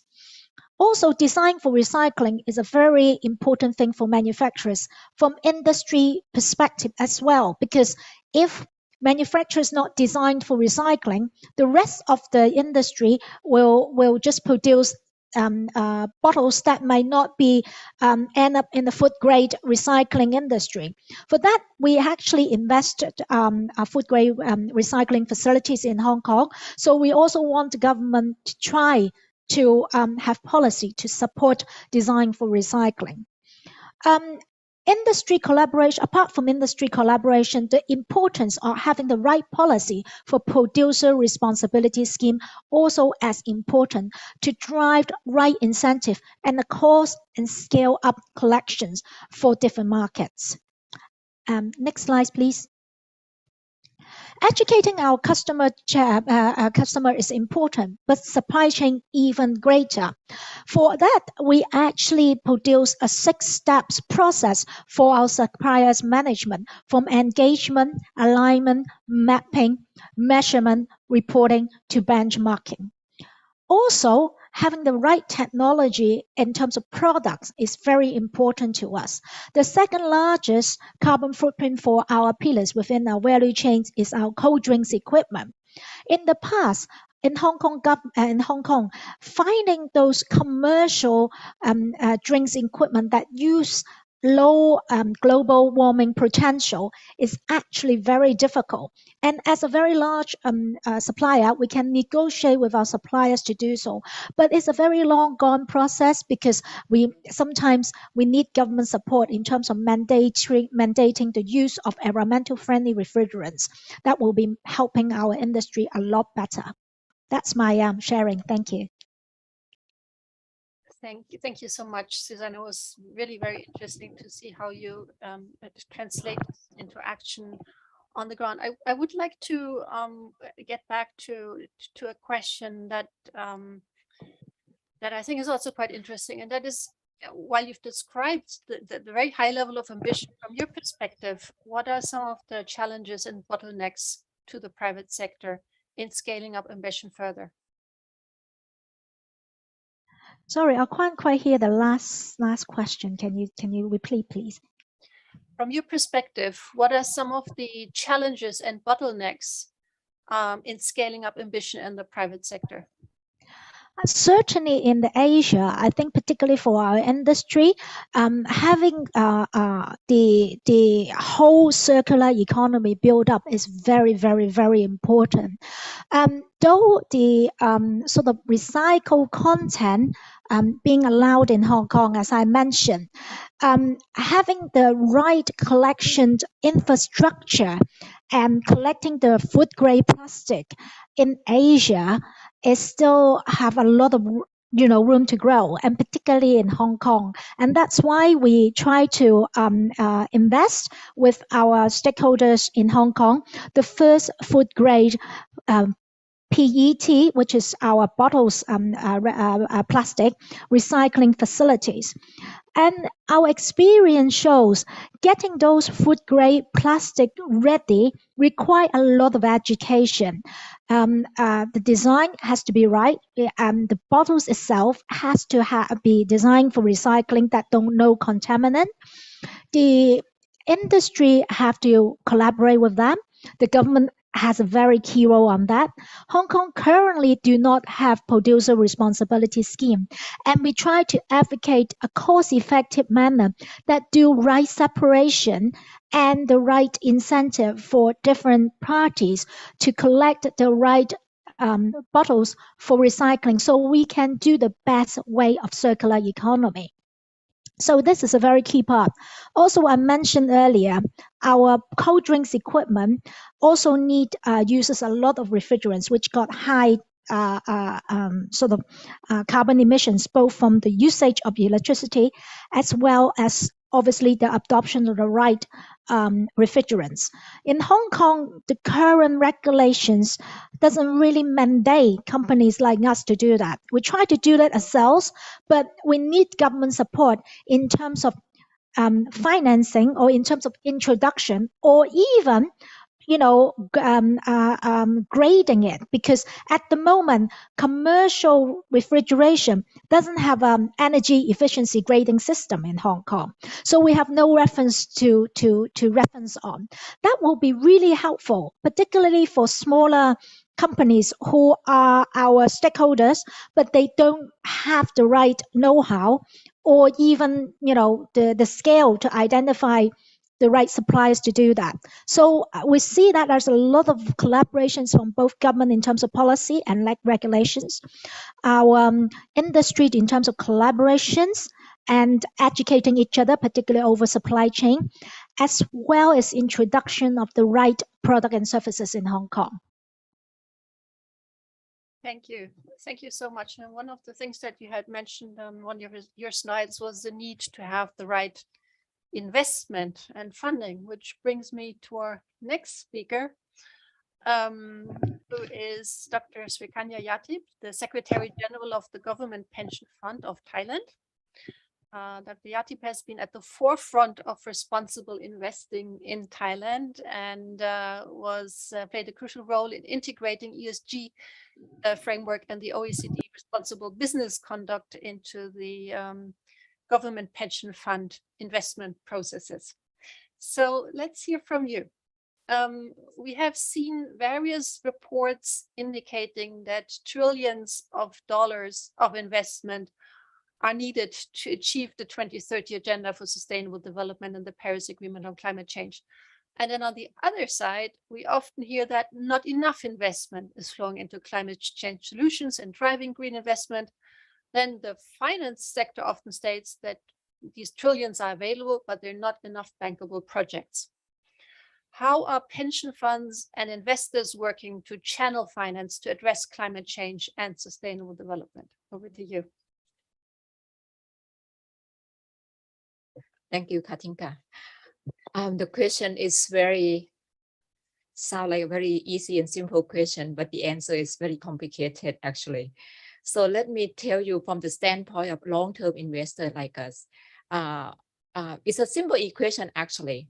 It's a story about supply and demand. I think investors like us, institutional investors who invest for long-term, they all agree that it's our job to do something for social return. So we definitely look for something, sustainable investment. We are looking for that. To answer your question, why we don't invest that much to those projects, let me tell you that's how we do invest. In order to invest in for sustainability, we do in three ways, three simple ways. The first thing is we invest in entities or in companies or in debt, public debt or private debt that spell out that they are dedicated for sustainability. This is something simple and easy. This is how we are doing that. It's easy. The second way is we do it through ETF. So then we rely on some entities, some companies who would combine something into ETF products and tell us, hey, we have this sustainability product. Are you interested? If they sound good, then we invest. I will quote one sample, a sample of ETF for city for infrastructure, smart city infrastructure. So this ETF would track and invest in the companies or in whatever project that would dedicate to smart city So it would be their job to monitor everything, whether they are providing a good city solution, efficient transportation, better accessibility, blah, blah, blah. To me, the first two products that we are investing don't do much in terms of contributing to sustainability. To do a great job in investing in sustainability, to my opinion, you have to invest in infrastructure. Because infrastructure is something you do for real in the city or in the country that need that. Then why is the problem? Why we don't invest in those infrastructure projects as much as we want to do? Let me tell you the limitation. One of the limitation is about the cost of investment.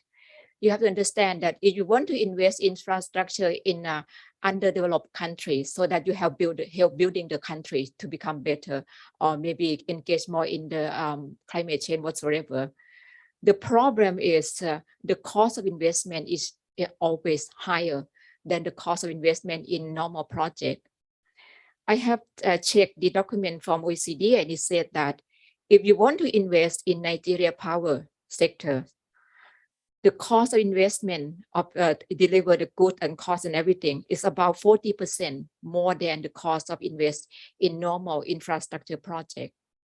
And if you want to invest in Mozambique, Kenya, for another example, the cost of transporting of like a 40-foot container from Mozambique, Kenya to Uganda, it would be like 4 times double the cost of doing transporting the same thing from Uganda, Dubai to Mombasa. That's the cost of investment that investors have to pay attention to. You have to understand that we are a pension fund. So our first duty is to produce financial return for our members. Even social return is important, but we cannot sacrifice financial returns for members to social return alone. We have to balance the two important points. That's the problems. How to solve the problems? In my opinion, to solve the problem is everybody involved in the country on a development. We have to develop what I would like to call it creating enabling environment. What does it mean by that? The enabling environment means that would be environment that would diminish the risk of investment, that would help mitigate the complexities of infrastructure investment, that would have to make sure that the infrastructure investment that we invest do produce the social return and investment returns. And what would be the things that can help developing the enabling environment? I would say that there would be a policy framework for investment that people involved have to pay attention to. The policy framework for investment, that could be like a checklist for the companies, for the countries, to develop key policy issues to facilitate and diminish those kind of risks. It could be investment policy, investment pollution facilitation, trade policy, competition policy, tax policy, public governance policy, corporate governance policy, all kind of policy that support investment, and all kind of policy that make sure that all the investment goes as it says from the beginning until the end of the day. And if that happens, I think when the products are offered to us, we would definitely consider, because we all agree that investment for social return is something that we have to act it now. It's not a job of somebody else, it's a job of everyone. And as a pension, we see ourselves as a universal owner. We invest all over the world. We own the investment all over the world. It's our responsibility to make the investment project that we're investing produce both financial returns for members and also social returns for the world. So that would be my first answer to your first question. Thank you. Thank you. Thank you very much. Very interesting perspective indeed, and also very concrete in your recommendation on how to move forward from here. So how can government pension funds and other investment funds use their position to channel finance to address climate change? I think first foremost, what you need to do, you have to set up your goal and you have to make it clear, this is your goal, this is where you want to go. In GPF, for example, we set up 3 goals. We make it clear that we want to develop, we want to support the goal 11, SDG 11, 12, and 13. When we say it clearly, what happened is company that want us to invest, we have to comply to those kind of goals. Example like the goals 11, sustainable city and communities. We make it clear that we want to invest in city and human settlement inclusive, safe, resilient, and sustainable. So any company that can provide good health and well-being to the citizen, to the people, we are interested. Any company that care about life below water, life above water, we care to invest in those kind of things. The second goal that we pay attention to, and we've made clear that we want to invest in responsible consumption and production. Like Susanna said, Coca-Cola is interesting already because they already cares about consumption and production through either natural resource efficiency, cutting food waste, reducing waste, through prevention, reduction, recycling, reuse, whatsoever. So if we are clear about those kind of things, definitely we consider those company priority. And the last thing is SDG 13 climate action. This is a must. This is something we must pay attention to, and we make it clear, GPF made it clear that SDG 13 is our priority. In order to invest in that, we make it clear that we want to invest in safe, affordable, sustainable transportation, sustainable source of food, nutrition, affordable, sustainable energy, those kind of things. So I think pension fund and investor, you have to make it clear which is the goal that you want to put more emphasis on. I think we cannot incorporate all kind of goal in one goals. So be specific. This is a 3 goal that GPF want to be specific. When we are specific in these 3 goals, our team investor and also our fund managers and investee and company that we want to invest in, they know this is what we see. And another thing I would like to mention is in order to comply to this kind of goal, make it happen, what we also need for the entity that invests is data and numbers. We want to understand how much we contribute to this kind of goals. So we want to be able to quantitatively quantify our achievement as well. So we're looking forward to data and number that we can integrate. As you all are in this business, you know that the reporting system of those company in this sustainability, they report differently. So it's become our big headache to compile those data into a single report of how much we achieve. So if that headache is supported by those companies, it will make our job much more easier. Thank you. Thank you very much. And I'm really happy that you mentioned the 2030 agenda and a couple of goals under the 2030 agenda, including its targets, because in a way that links us to the next speaker, who is Mr. Alberto Carrillo Pineda. Alberto is a co-founder and chief technical officer of the Science-Based Targets Initiative, which is a voluntary initiative driving the adoption of climate targets in the corporate sector. Formerly, he led WWF's climate and business strategy at the global level as part of its global climate and energy initiative.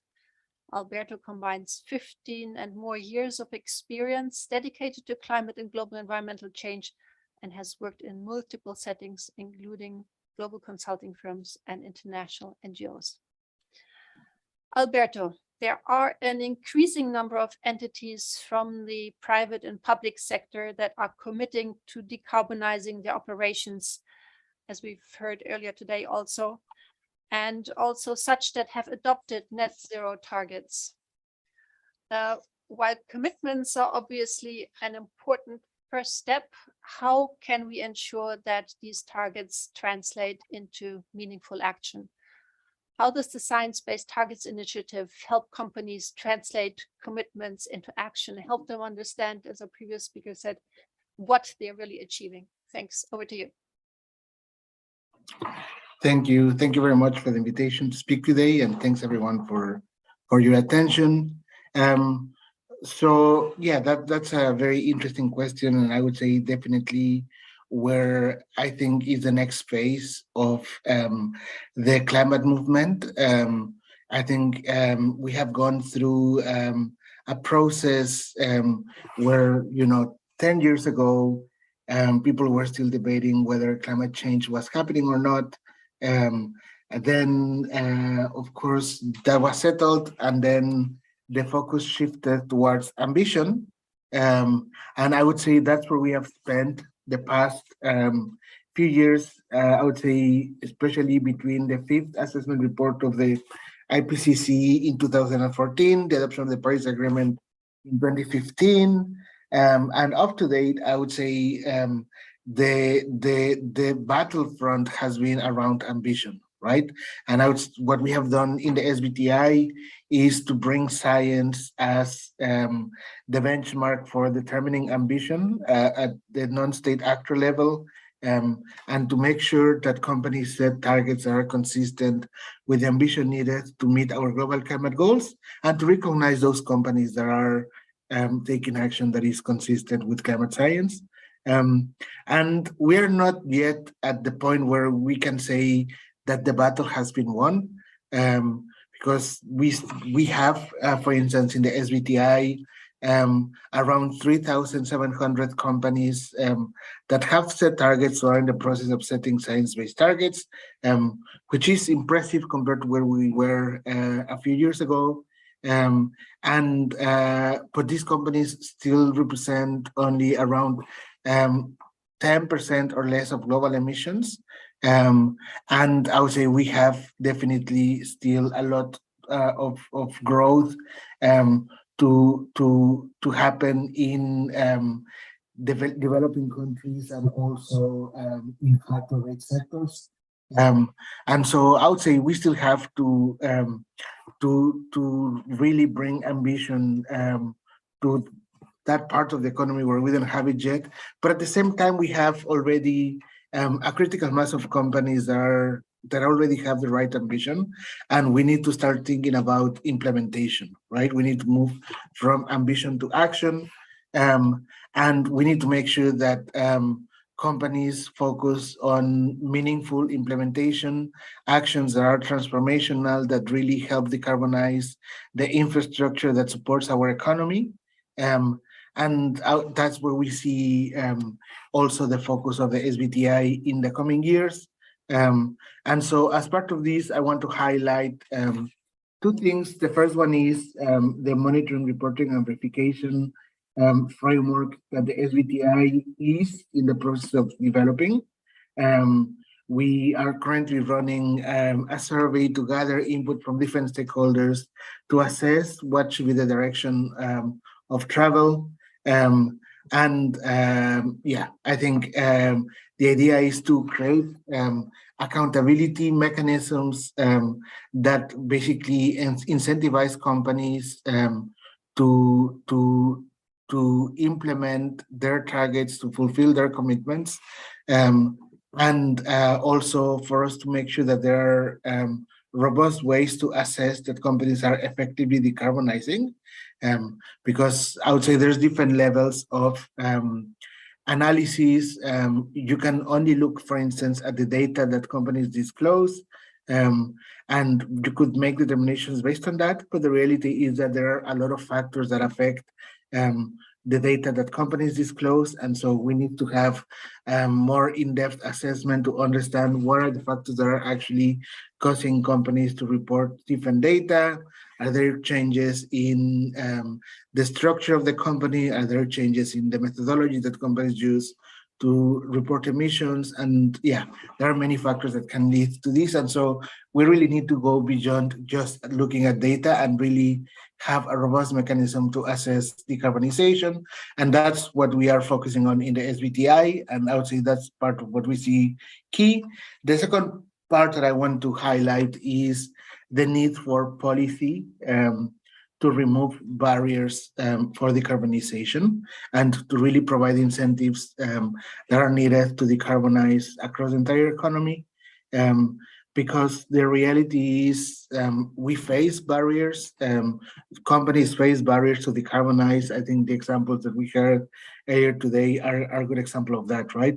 And if there are not sufficient incentives from regulatory frameworks, but also from investors, from society, from consumers, then that makes it much more difficult for companies to decarbonize. Or if they feel pressure to decarbonize, then they may feel that they cannot overcome some of the barriers that they face, and then companies tend to look for alternatives that look good, but that may not be that transformational.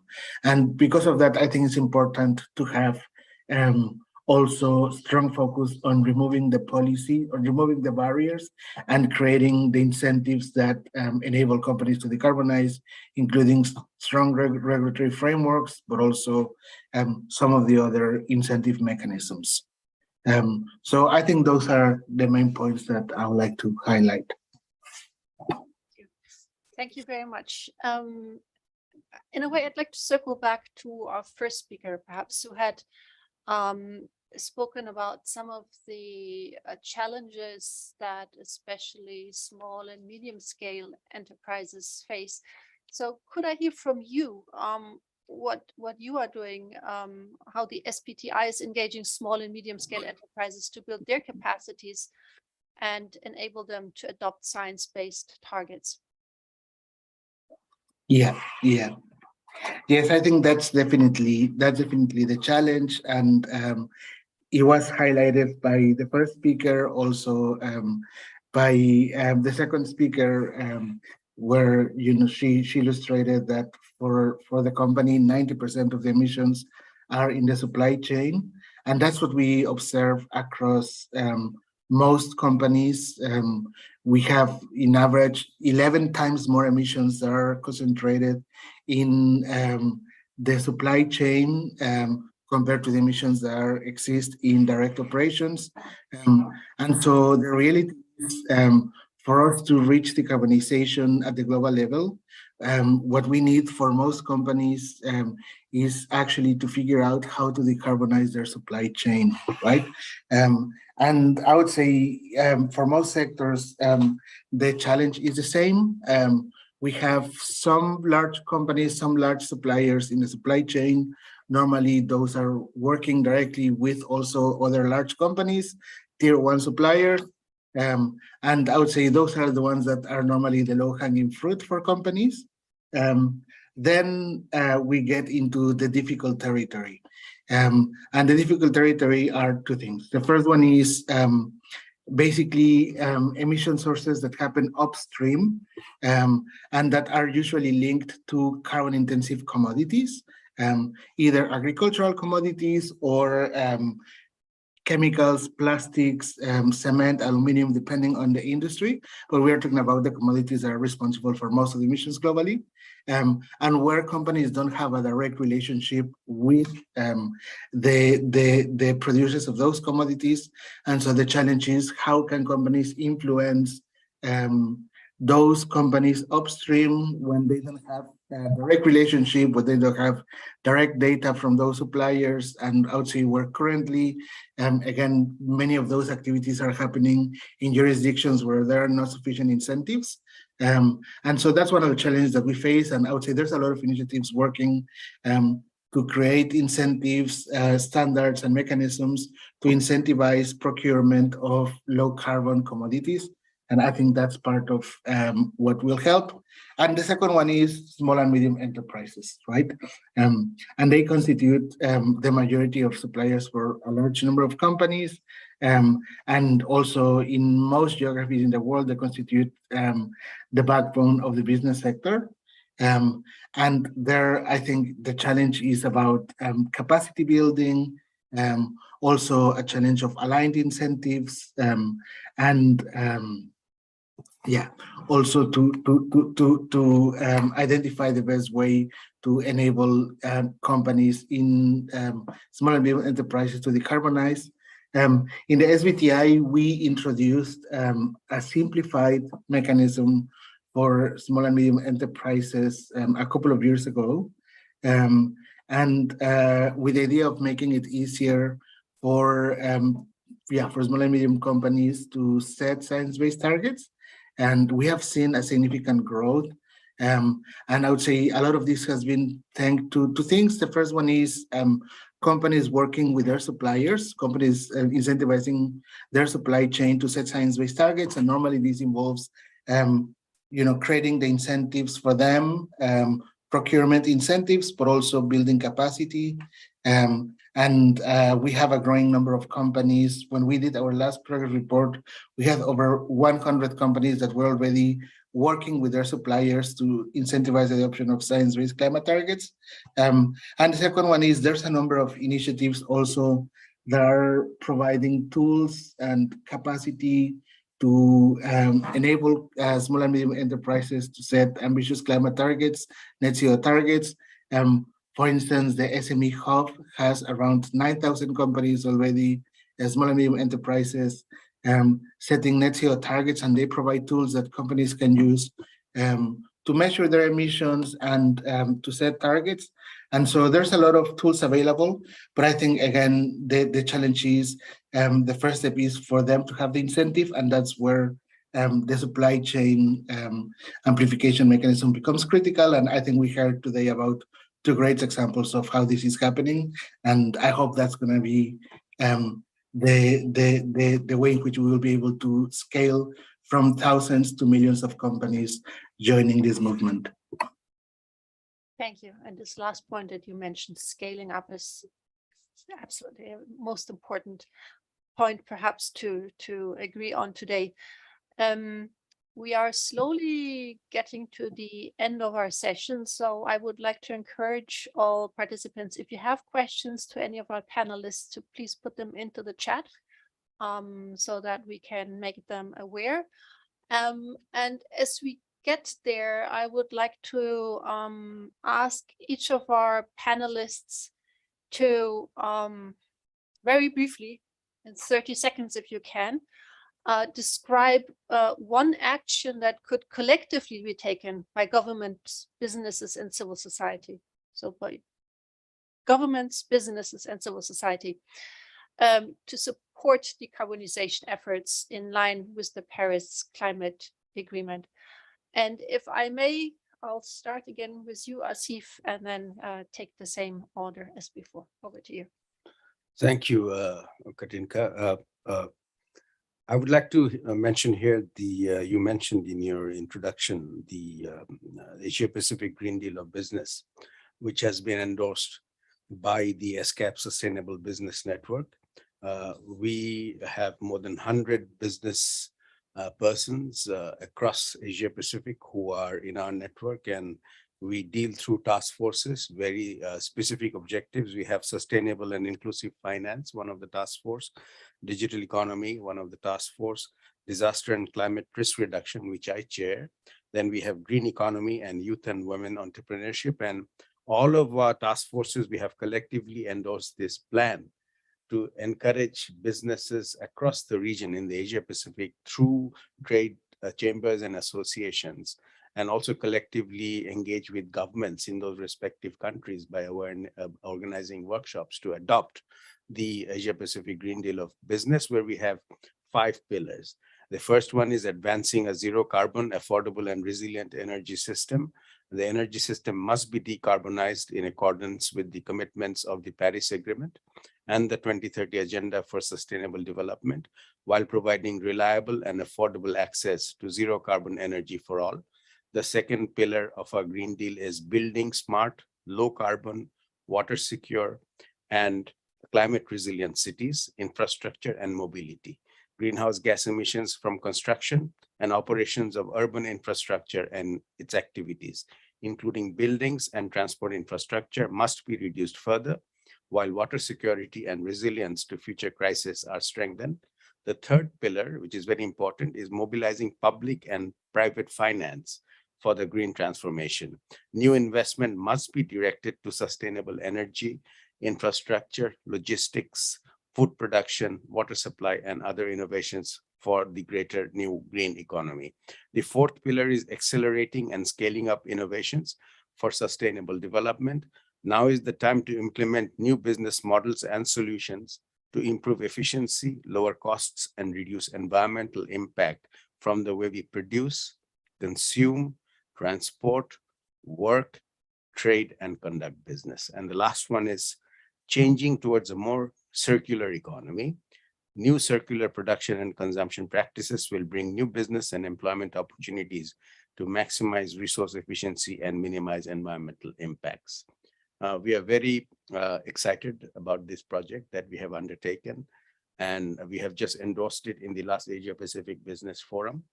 And this will be our primary driver for encouraging a green transformation in business across Asia Pacific through our ESCAP Sustainable Business Network. So this is a good example that I can cite, which you asked for. Thank you. Thank you for the roadmap that you've given us to move forward. Let's hear from Suzanne next. Hi, can you hear me? Yes. Yes. Well, I have 3 words to share: policy, solution, change. It is all fit into each other. They're not they can be done by their own.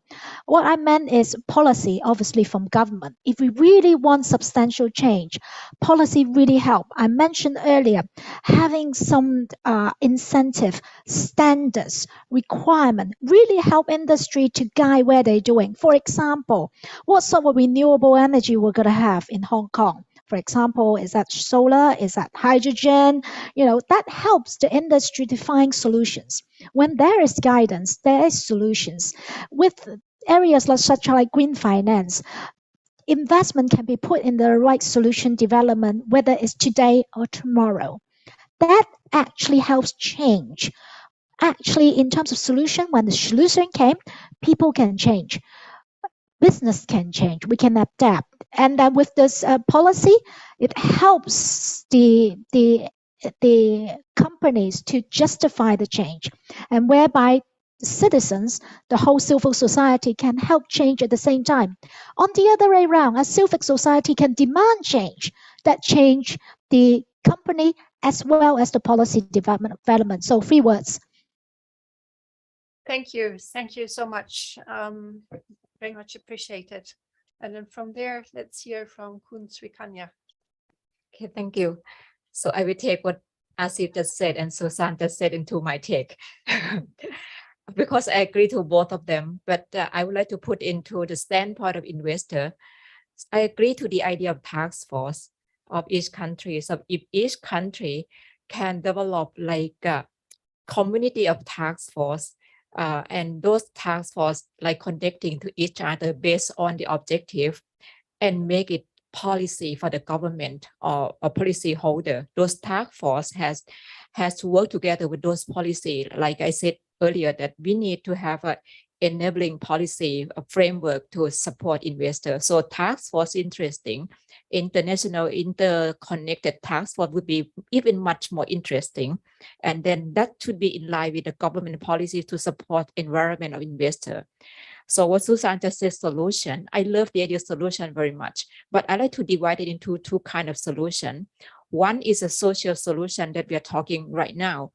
Another solution is investment solution. As I said, there's so many limitations in those projects or product. If you have solution for investor as well, that would be even great. And then it would come change, like Susan just said. Thank you. Thank you. Also to you to taking the comments that have been made so far further.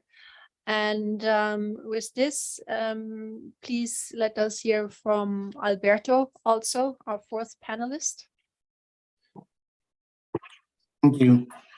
Well, I don't have 3. I have 2 words that I think are key. The first one is alignment, and the second one is collaboration. I think something that is clear as we try to move towards zero carbon economy is the interdependence that exists to actually transform our economy, right? Governments want to implement more ambitious policy, but they cannot do it if there's resistance from the corporate sector. Corporates want to decarbonize, but they cannot do it if there is not sufficient finance, if there is no technology, if there is not policies. Companies want to decarbonize their supply chains or their business models, but they cannot do it if their suppliers also don't decarbonize. Financial institutions want to decarbonize their portfolios, but for that they need their underlying investees to also decarbonize, right? There's mutual interdependence across the entire system. And I think the first thing that we need to do is to align, to be clear that the goal that we have is to move towards a zero carbon, fossil-free economy in 1 generation. And the goal is clear. And the second one is to collaborate. That transition is very challenging, and we can only get there if we all collaborate to get to that goal. Thank you, Alberto, for these very clear additional words. Can I just check whether there are any questions in the chat that we should raise to our panelists? I see a no there. Oops, sorry. So then there's a hand up there, 2 hands actually, 3 hands, excellent. Can you identify yourself and then hand over to your neighbor? Thank you, Madam Moderator. And also, it has been a good informative session to learn from various representatives about, how businesses are working towards a net zero target, given the current climate crisis that we are living in. My name is Praveen. I'm from Nepal. I am an indigenous human rights activist. I belong to Indigenous Newar group of Nepal. In my network, we have been supporting indigenous communities across Nepal affected by harmful hydropower development projects that are being undertaken without their free, prior, and informed consent. So in that context, given what we heard about the New Deal, also what we would like to recommend is that particularly large-scale hydropower projects should not be considered as renewable energy solutions in that Green New Deal. And that is also particularly when those projects are being undertaken without free, prior, and informed consent of the indigenous and local communities that they are displacing. Because it's not just about climate justice, it's also about social justice of the affected communities that we should be considering when we are talking about net zero. And at the same time, there's also scientific studies that are showing that hydropower projects or mega dams are also contributing greatly to the carbon emissions. So this is a recommendation again from the communities that I'm working with, from the partnership that we have with other communities. Large-scale hydropower projects cannot be considered renewable energy solutions when businesses are moving towards a Green New Deal. Thank you. Thank you. I'll take our questions first and then hand back over to our panelists. You, and then I'll hand over to you. Good afternoon. I'm Roby Halip with the Right Energy Partnership with Indigenous Peoples. We're talking about net zero, no? But the shift from fossil fuels to renewable energy, we know that it would again entail extraction. And this extraction of minerals like lithium and nickel will again entail environmental destruction in indigenous territories and human rights violation. Now, Alberto was mentioning a while ago about incentives, no? Incentives for businesses to decarbonize and also incentives for communities. I think for indigenous peoples, the biggest incentive here would be the respect and recognition of our rights, our right to self-determination, right to development, and right to free, prior, and informed consent, to have legal frameworks in place at the national level for the protection and respect of our rights, and also on the other end to support community-led renewable energy initiatives. There's a lot of them going on now and that are in line, no, with the right to self-determined development of indigenous peoples. I think in that way we can move forward together in achieving the net zero. Thank you. Hi, Ms. Sikanya. I would like to thank you for your work in integrating ESG into the government pension funds of Thailand. I know how important it is to be balancing that financial aspect, but also to protect the lives of the people who are your core stakeholders. I have 2 questions. My first question is, how is your fund working with government to advocate for policies that will create that enabling environment to de-risk investment? For my second question, The Global Steering Group on Impact Investment is creating a task force in Thailand right now, and will be developing a national advisory board on impact investment in the coming year. So what are the specific legislative actions that you would want to prioritize to help make investments in social returns so that we can bring these insights to the forefront of policy recommendations? Thank you. Like to go ahead? Yes.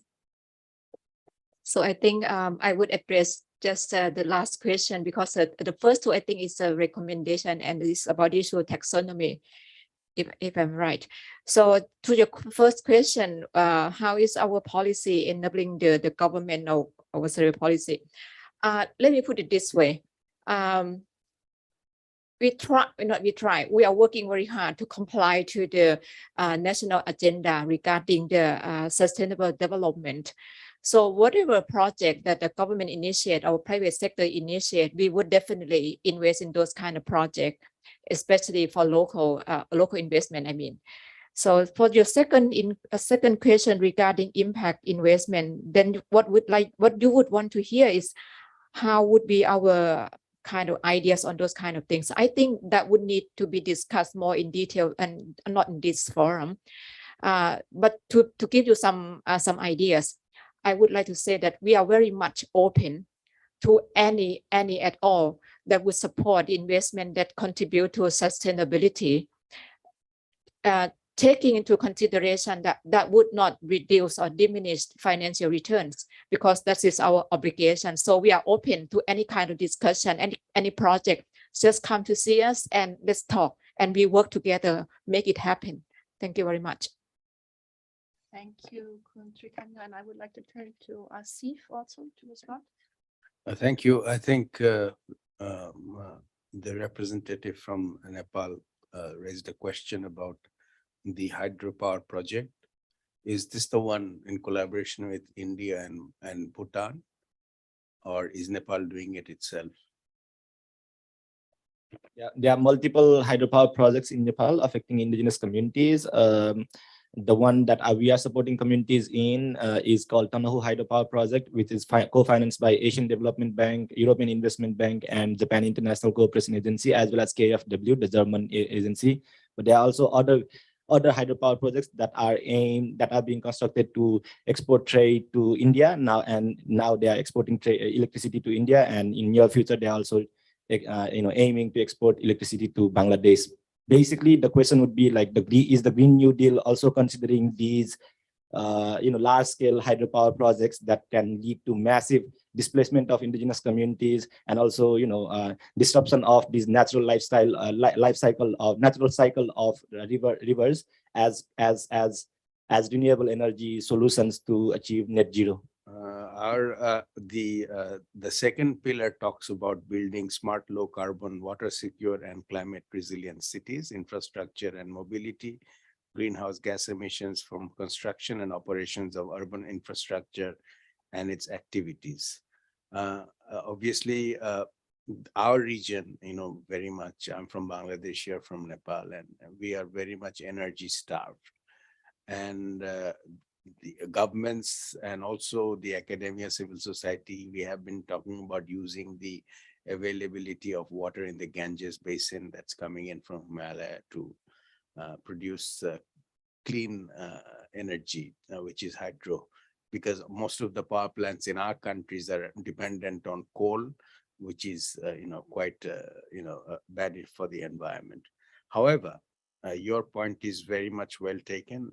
Any development that takes place and as part of the SDG goals, we must also ensure that the rights of all communities, including the indigenous communities, are not affected. If there is a question of compensation, those must also be correctly addressed. So I take your point seriously, and I would like to also mention here that from our task force after the earthquake that happened in Nepal, we collaborated with the Chaudhary Group of Nepal for post-earthquake rehabilitation. That was a successful project. So what I'm saying is businesses, if they get together with the government, can create some good results. But your point is well taken. Thank you very much. We'll keep it in mind. I can just also quickly make a call that the Right Energy Partnership my colleague referred to, we are also willing to, have partnerships with businesses so that, renewable energy development is more rights-based. So if there is an opportunity for that, we would also like to discuss that. Thank you very much. Thank you. Thank you very much. Can I just very quickly check with our panelists online, Alberto and Suzanne, whether they would still like to make any comment or response in respect to the interventions that have been made? Hi, maybe I can contribute a little. I think probably for private sector like us, we need government guidance in terms of what renewable energy we can have choice, and obviously a unified one. I understand in Chinese mainland it might be differ from different countries, but in Hong Kong, if we can stretch any renewable energy, will be very happy. In Hong Kong, currently is less than 1%, but I think in southern China, perhaps solar energy is more viable solution. So we might not have the problem we mentioned. Having said that, we well understood minerals impact, and particularly for us will be aluminium. And for us, apart from thriving for recycled plastic content in our bottles, we actually also look into adding into recycled content in our aluminium cans. Because apart from carbon footprint, we reduce the need for mining for virgin materials. That's how we protect ourselves against finding out a contribution that as a private sector we can do. Thank you. Thank you. And I see Alberto has also come online. Thank you. I just want to share one thought. I think two of the comments or questions were about the extraction of minerals for the energy transition, and then the suitability of large hydro. And I think, definitely we need to transition towards a zero carbon economy, but we also need to address the other social and environmental challenges that we face, SDGs that were mentioned by some other panelists. And so I think, this is really about rewiring our economy, our development patterns, and I think this has to go hand in hand. And I think this is the challenge that we have, and that I think we collectively need to work towards. Thank you. We're a little bit over time, so I'm going to wrap it up now. What I take with me as an outcome of this event here today is, as Alberto also just said, challenges are there. But I think we see that there are opportunities for meaningful and scalable actions and targeted investments into the right areas. However, they need to be supported by enabling policy frameworks and innovation, as well as close alignment of objectives and collaboration throughout. With this, let me close the meeting. Thank all of our very distinguished panelists here with me and online. And I wish you all a very good remaining day. Thank you.